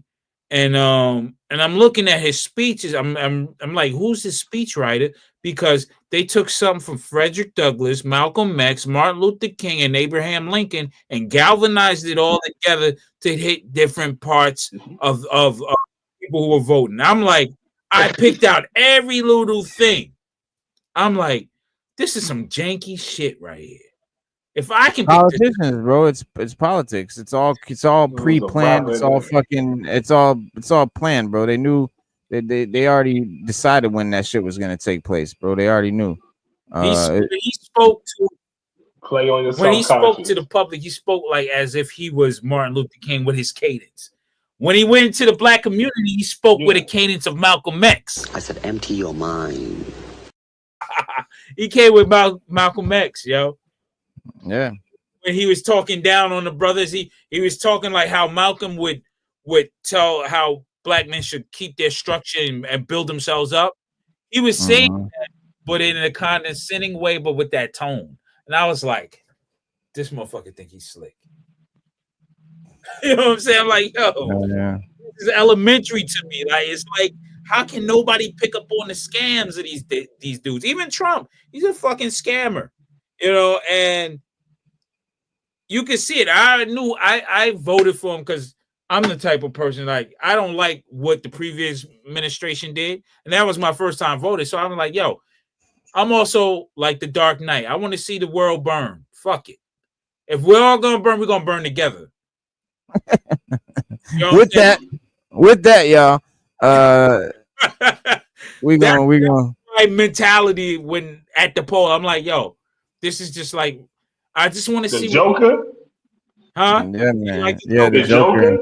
Yeah, the Joker. Because if you watch The Dark Knight, peep this speech between him and Harvey Dent when he's in the hospital. Peep that whole scheme. That whole scheme right there tells the whole thing about what's going on. If it goes according to plan, it's according to plan. But that one out of plan thing that frazzles them. Meaning the higher ups, if that one person, and that's why they don't like lone wolf scenarios. They don't like that one person and make a different thing because that really makes sense. Because if you get that one person that, let's say that one person let off that shot that could change the world or do something that could change the world, it fucks up their plans. But as long as everything goes according to their plans, okay, we know y'all gonna boycott Trump. We know y'all gonna have riots. That's according to plan, especially in LA, because we're doing a new smart city and we need that shit burnt to the ashes so we can build our smart city. We need that to happen out there. We need to have that happen in Chicago too, because that's the next smart city. These big cities that they have why do you think a lot of companies leave these cities? All right, y'all. Hey, listen, man. We could do this all night, bro. We could do this all night, but I can't do this all night. I gotta go. Hey, we've been on this 3 hours. It's almost I have 11 one more o'clock. question. I'm not Make it questioning, quick, bro. I'm like, done. I gotta go. I gotta go. It's something about Only Built for Cuban Linx. What was the best beat on that album? Oh, Rainy Days. That's my opinion. Gambino. The Wu Gambinos. For me, it's Rainy Days. Stream Clientele is Mighty Healthy. But yeah. But yeah, y'all, we got a good show for y'all, man. Coming up this Wednesday as well. We definitely will be back, of course, every Saturday, every Wednesday as normal, 7 p.m. Tonight we came on kind of late. If you came on kind of late, man, definitely rewind this. It was a phenomenal show. We had a great talk. It's definitely good for the rewind and the replay.